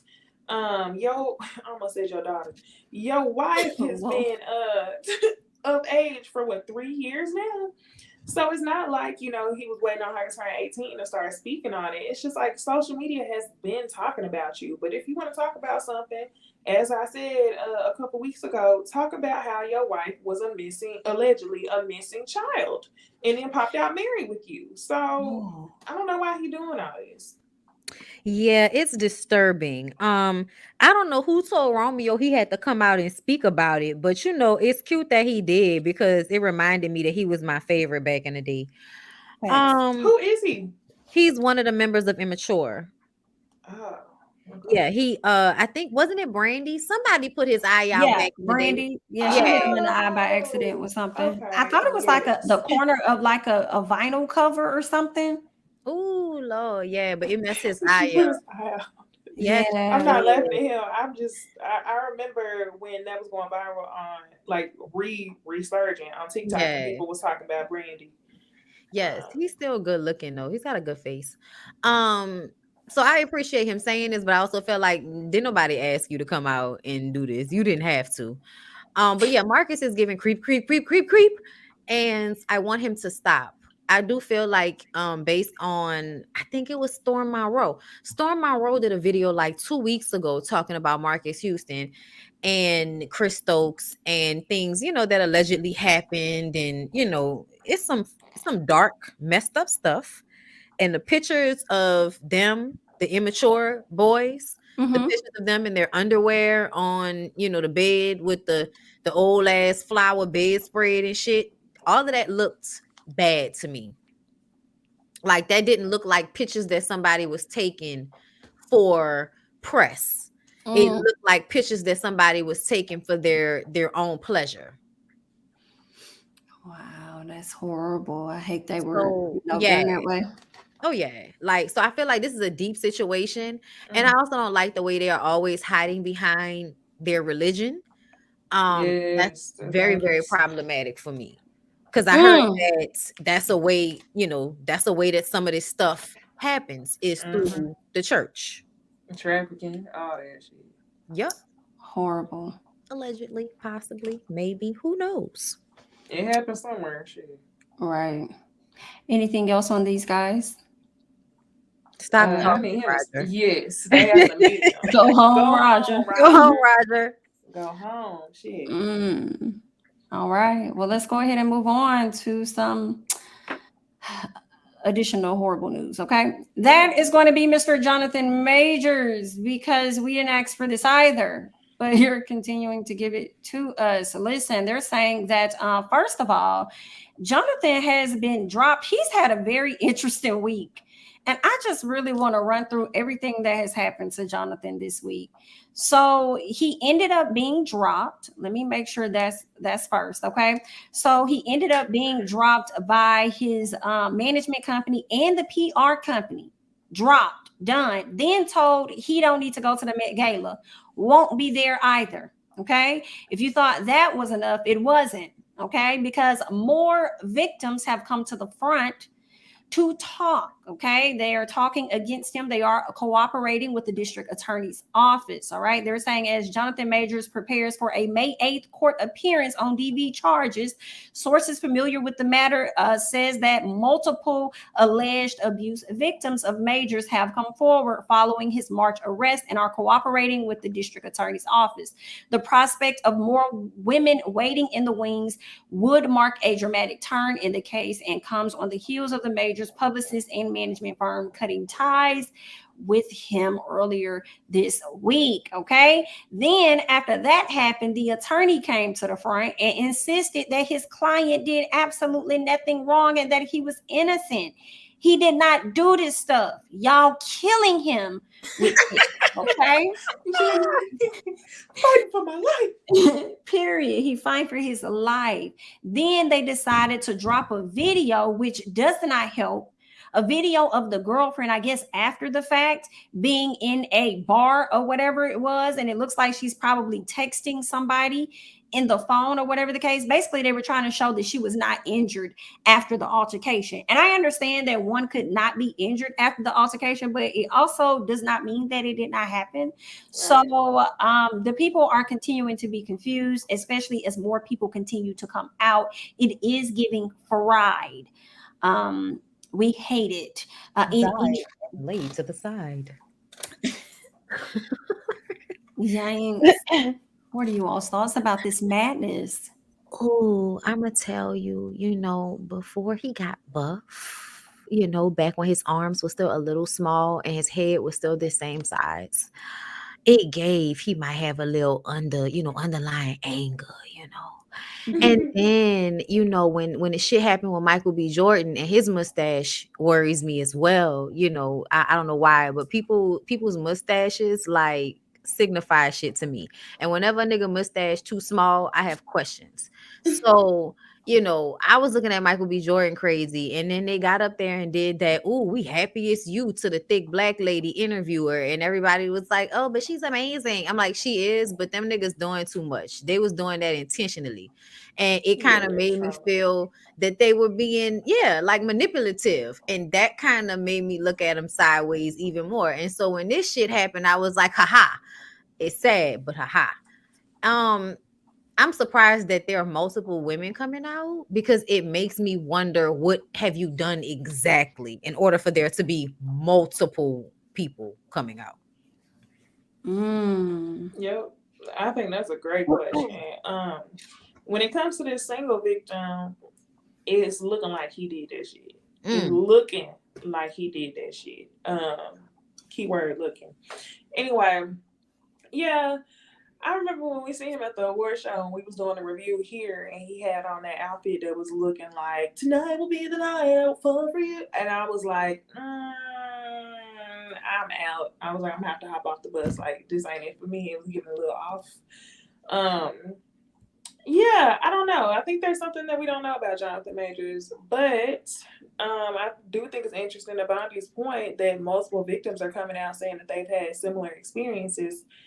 And we was just talking about this, how usually you don't really hear about that. You hear about somebody being abusive in one relationship and you may hear like one more come out, but to hear multiple people, I'm like, what's really going on? And then the fact that your team dropped you, I feel like your team would only drop you if they felt like you were working against the image that they were trying to repair. So you could do that in a number of ways. You could do that by staying in that staying in the toxic relationship that you're in, and that might have been a part of the agreement for them to go forward and help clean up your image now that this is in the media. Or you could just continue to do something that's gonna come out, or it's no way that you're gonna, return from this. So it's given something that's going on, and I think that he's probably still with that girl who he was in a situation with, and that's probably why his team dropped. But that's just a guess. Girl, it's giving the whole PR team for me.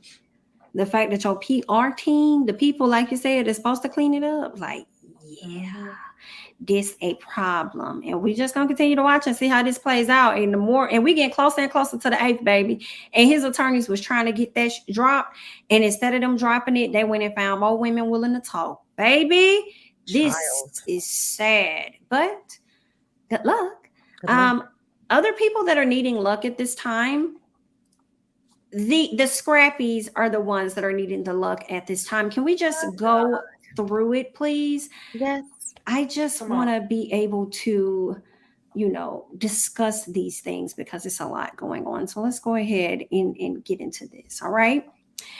I had to save a folder just for them and they motherfucking drama, child. Okay, so it starts with the daughter Imani, who happened to be on live. She was on live and she was just talking. People asked her about Bambi, and she was just like, "Don't stop asking me about my stepmama. Don't ask me about that lady." So here it is.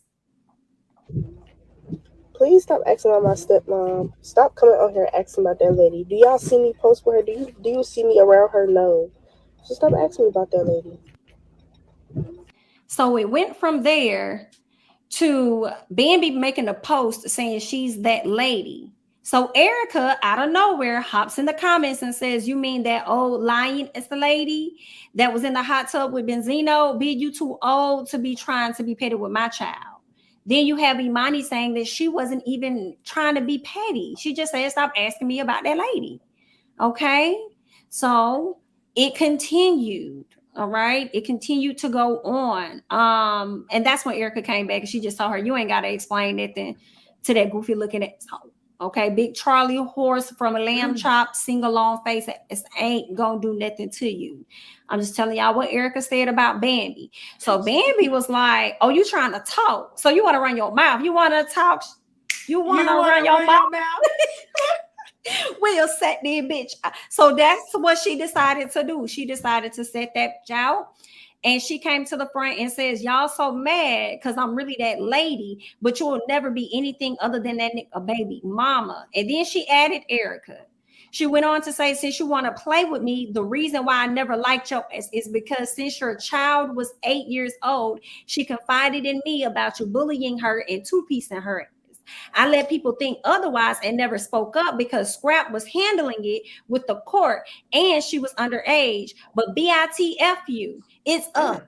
And here is one incident report of many. Now pipe down and show some respect to that lady that consoled your baby after you bust her SHI all those times.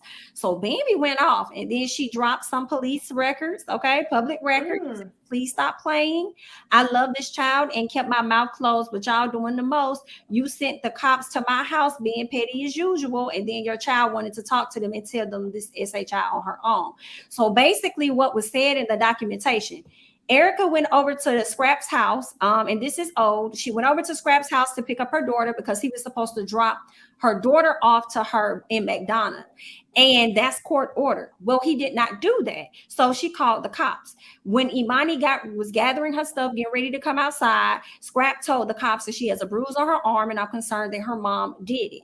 So then Imani went on to have a conversation with the cops and mentioned a situation that happened at the gas station and alleged that her mom slapped her. Okay, so this is what I could gather from the message, you know, outside of what Miss Bambi had scraped out. So then Bambi goes on to say, using your grown child for a love and hip hop storyline is pathetic. Hang it up. I'm not fighting with y'all. Go fight with your other baby daddy's wife, girl. The end. Then she says, "Y'all mad I'm embracing that lady shade or not? People were referring to me as that lady, and I'm gonna wear it. Erica, worry about losing your temper on your children because none of your baby daddies are in the home. Today you gonna wish you kept quiet. You've been fooling the internet for far too long. And yes, I filed for a divorce months ago. I'm also in therapy, so I won't be two-piecing my kids because I'm pressed about their absent daddy." Girl, listen, Bambi came to chew some things up. So Imani comes to the front and she wanted to clear some stuff up too. And this is what she said. All the way 100.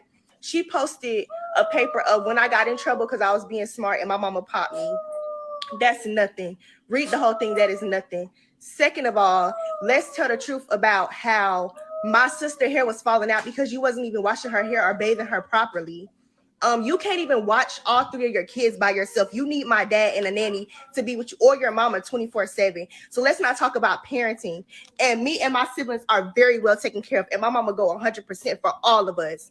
I don't have to stay in the child place. I'm 18. You're not going to keep speaking on my part or my mom's part. You cannot love me as a child if you go around making diss tracks about my father or talking about my mama. You don't have no respect. You don't love me. None of that. So cut it out. You don't love nothing. You don't love nothing because if you love me, you wouldn't be online doing all this. This ain't love, sweetie. And I'm going to get you all the way together. Ooh. Because when I was younger, I couldn't say nothing about it. But don't you ever speak on my mama. And that's on God.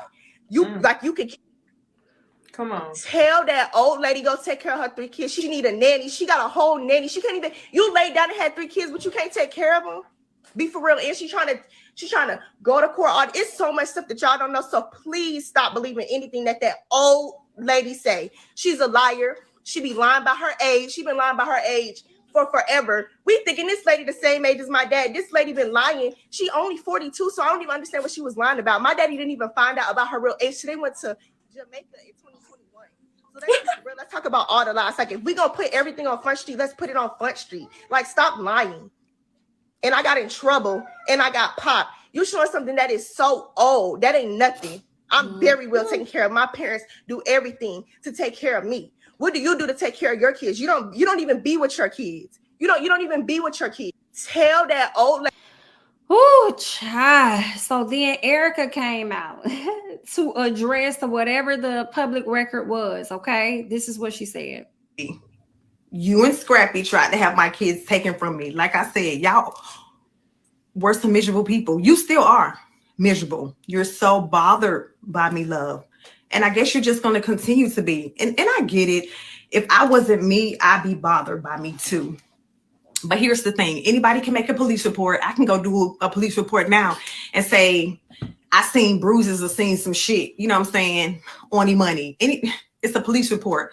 But what you need to post is the paperwork from the whole investigation, because I went through everything, because I ain't got nothing to hide. My kids are well taken care of.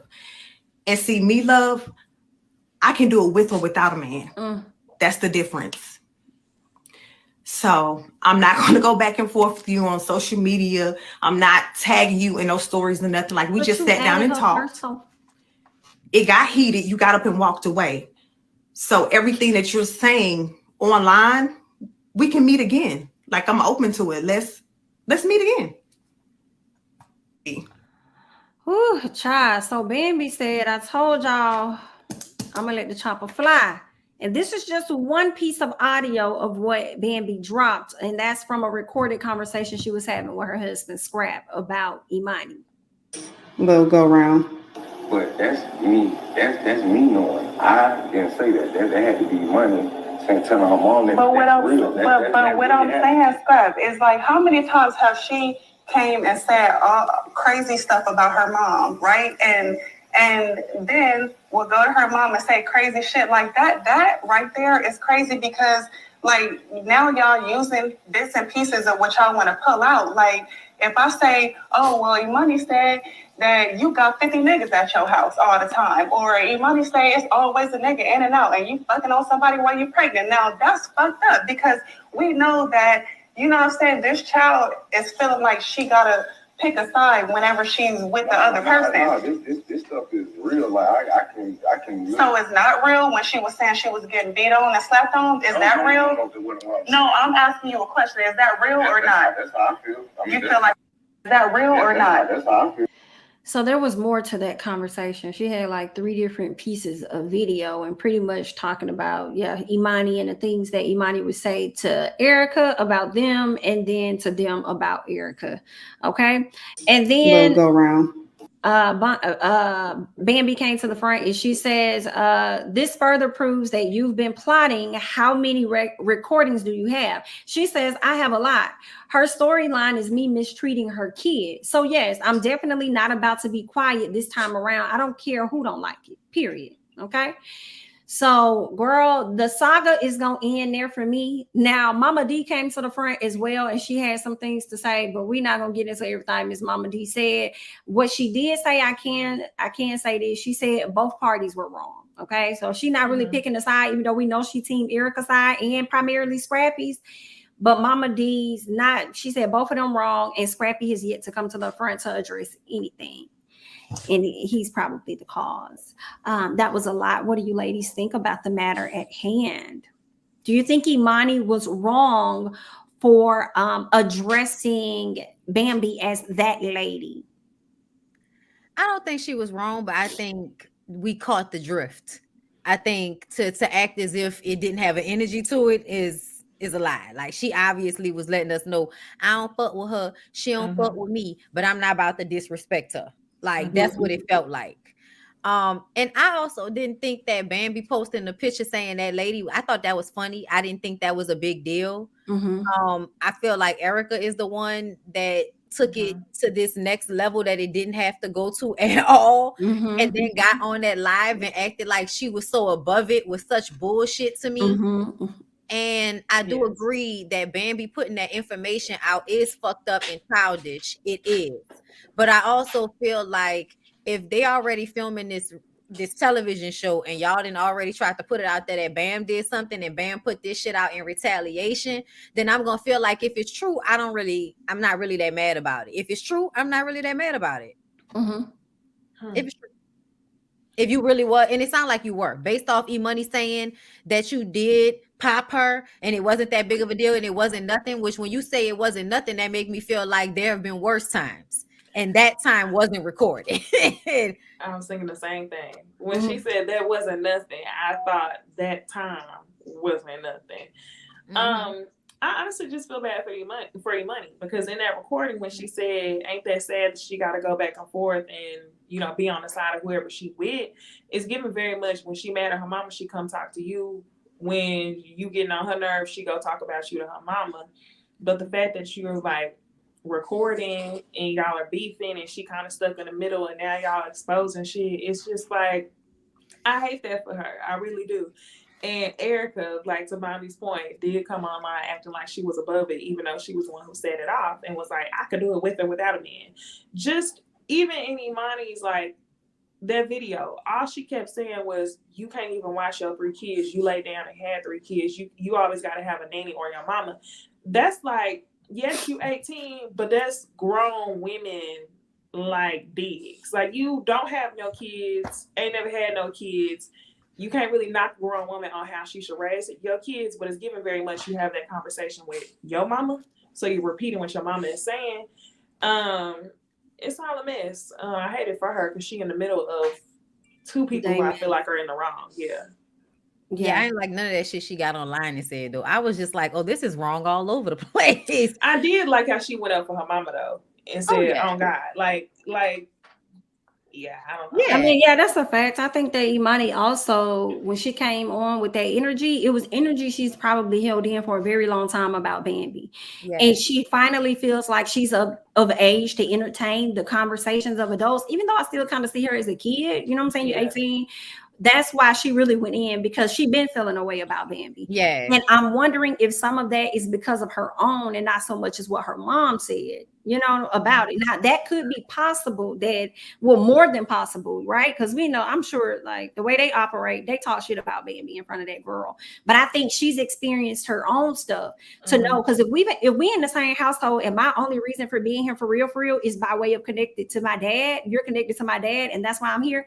And if I feel like my dad's not in the wrong when you do some shit, then I am going to start forming a dislike for you over time, on top of how you treat me as well. Because there was more to her live as well, where she's talked about Bambi. She did something to her. I can't remember what it was, but I saw a piece of it on TikTok where she also talked about Bambi unfollowed her before she even made that post talking about that lady.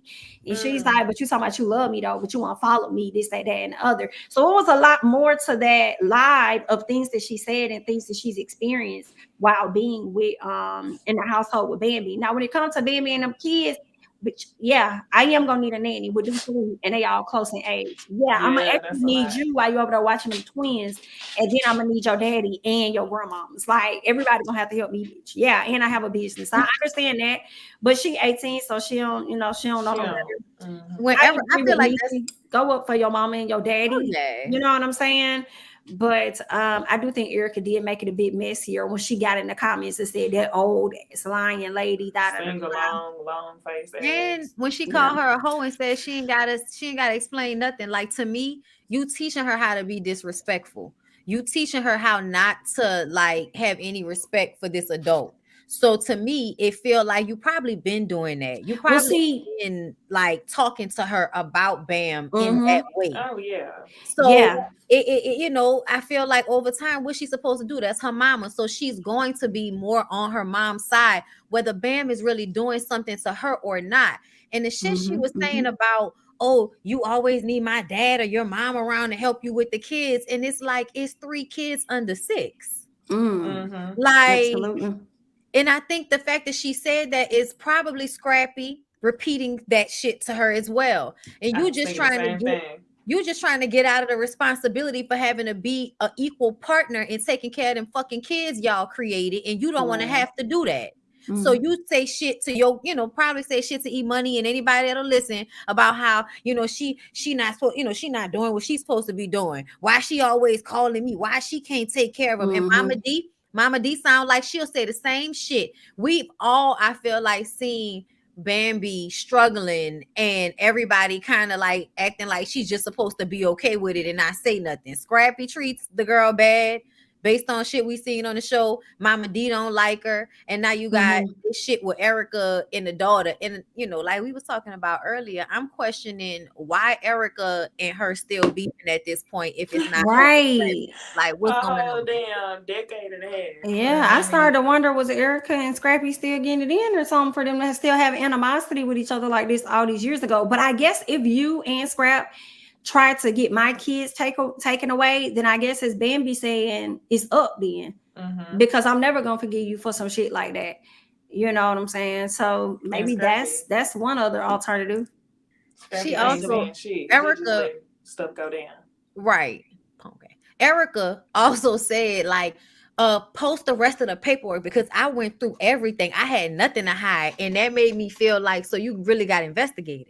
That's what I was thinking. She did. So she CPS was really called to your house. But y'all know, like how CPS works, it don't take a lot for people them to come in. Like the way they go and snatch people's kids out without even having proof, like that's just like what they do. But my thing is, which is very, a stressful situation because I've seen it happen, not for myself, but for someone else. But anyway, my thing was, why are you telling her to post the paperwork if you got it? You the one that said you went through all of the stuff. So girl, show us so you could discredit whatever, because we came to your page for you to share this with us. Well, you know what I think? Give me a rebuttal. What? I think that what she was doing to us in this time frame would be considered abuse. I'm just saying, like, I think that when we were growing up, that was okay, in society to just hit your kids for anything. But now that we're older, we realize, it only makes your kids have issues when they become adults and not good ones. Okay. Whipping their ass at home is not saving them from not getting their ass whipped in life. Like it's really not. Beating your kids will probably make it more likely that they will be a violent person. Hello. I'm just saying I have my, my issues, but so I just kind of feel like we're ignoring that part of this, that everybody agreed to the fact that she had been putting her hands on her. And I know women like Erica that have that like underlying anger issue. And when their kids do anything, they can overreact. They can physically, hit them for any little things that are accidents. You have, you getting disrespectful is breathing too hard, sucking your teeth, rolling your eyes, and the next thing you know, you getting punched in the face. So, and it don't mean that it's gonna always leave a mark, So I just kind of feel like, based on what Imani said, it sounds like I love my parents. I know they meant right by me, so I'm gonna defend them, but the shit still happened.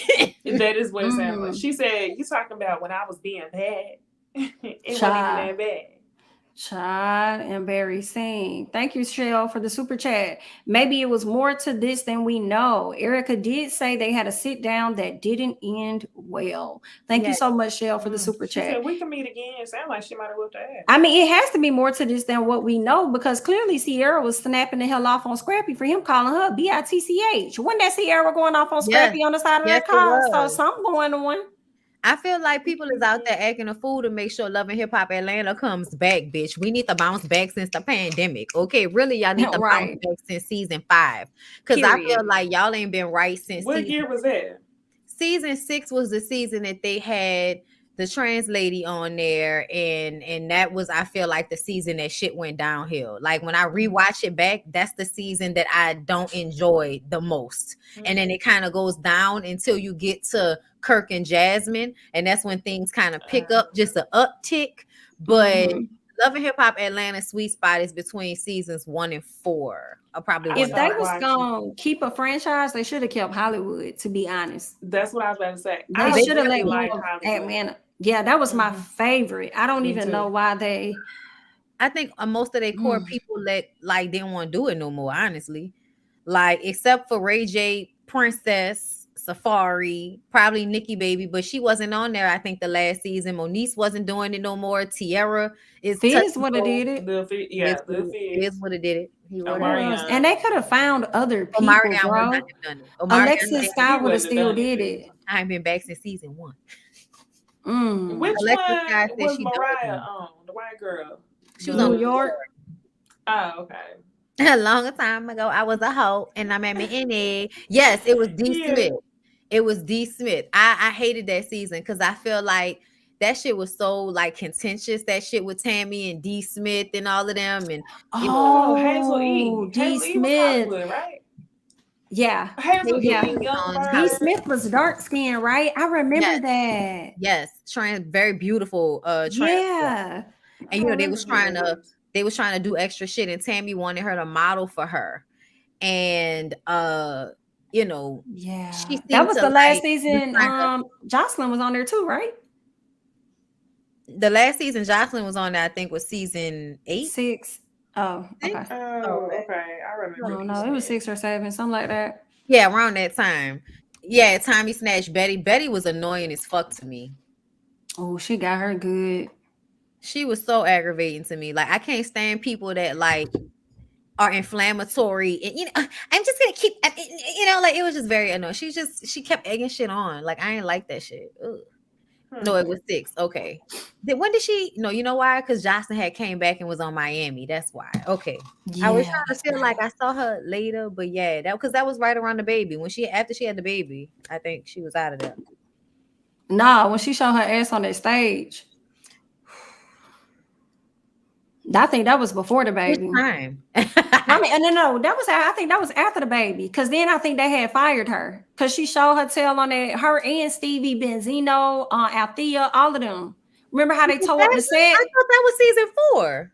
Was it? I thought that was like the last season because she ended up leaving because she was standing outside talking about some elf love and hip hop. I'm gonna go and be a movie star and stuff.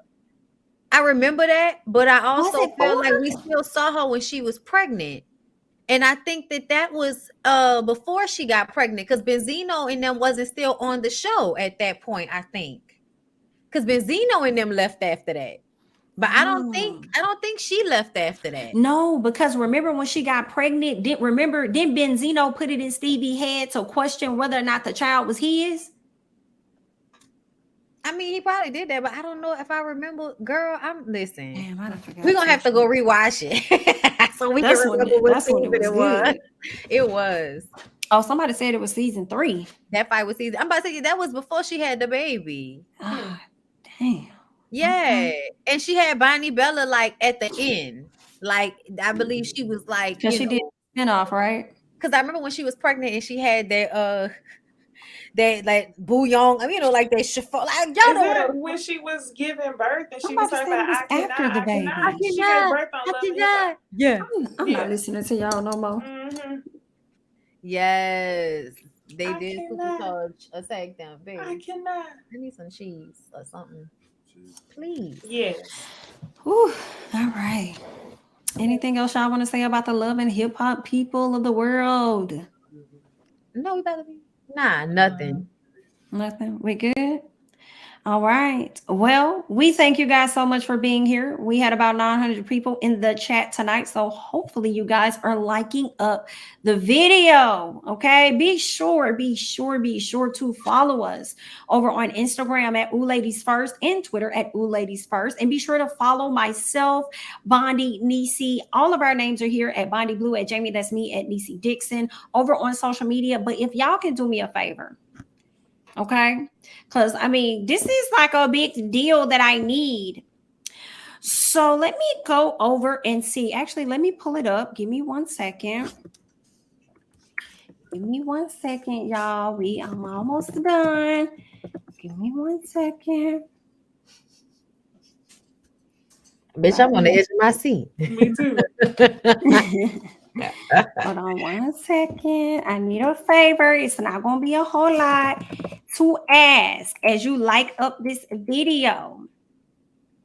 Okay, let's go ahead and let's pull this up. Let me share my screen for the people real quick, okay? I need y'all, because let me tell you, we had about 900 people here. Oh, yes. And I'm sure a good 400 to 500 of y'all is likely not subscribed to Bondy's channel. Now, if you are subscribed, then I know that you know somebody that ain't. Okay? So call your grandmama, auntie, cousin, make one for your newborn nephew. Okay, and go over to Bondy's channel because we're almost there, trying to get that 100K. Would be nice before the month is out. I am zooming in on purpose, okay? So go ahead, hit the like button here, and then I want you to walk over to there and hit the subscribe button and be sure to cut on the notification bell, okay?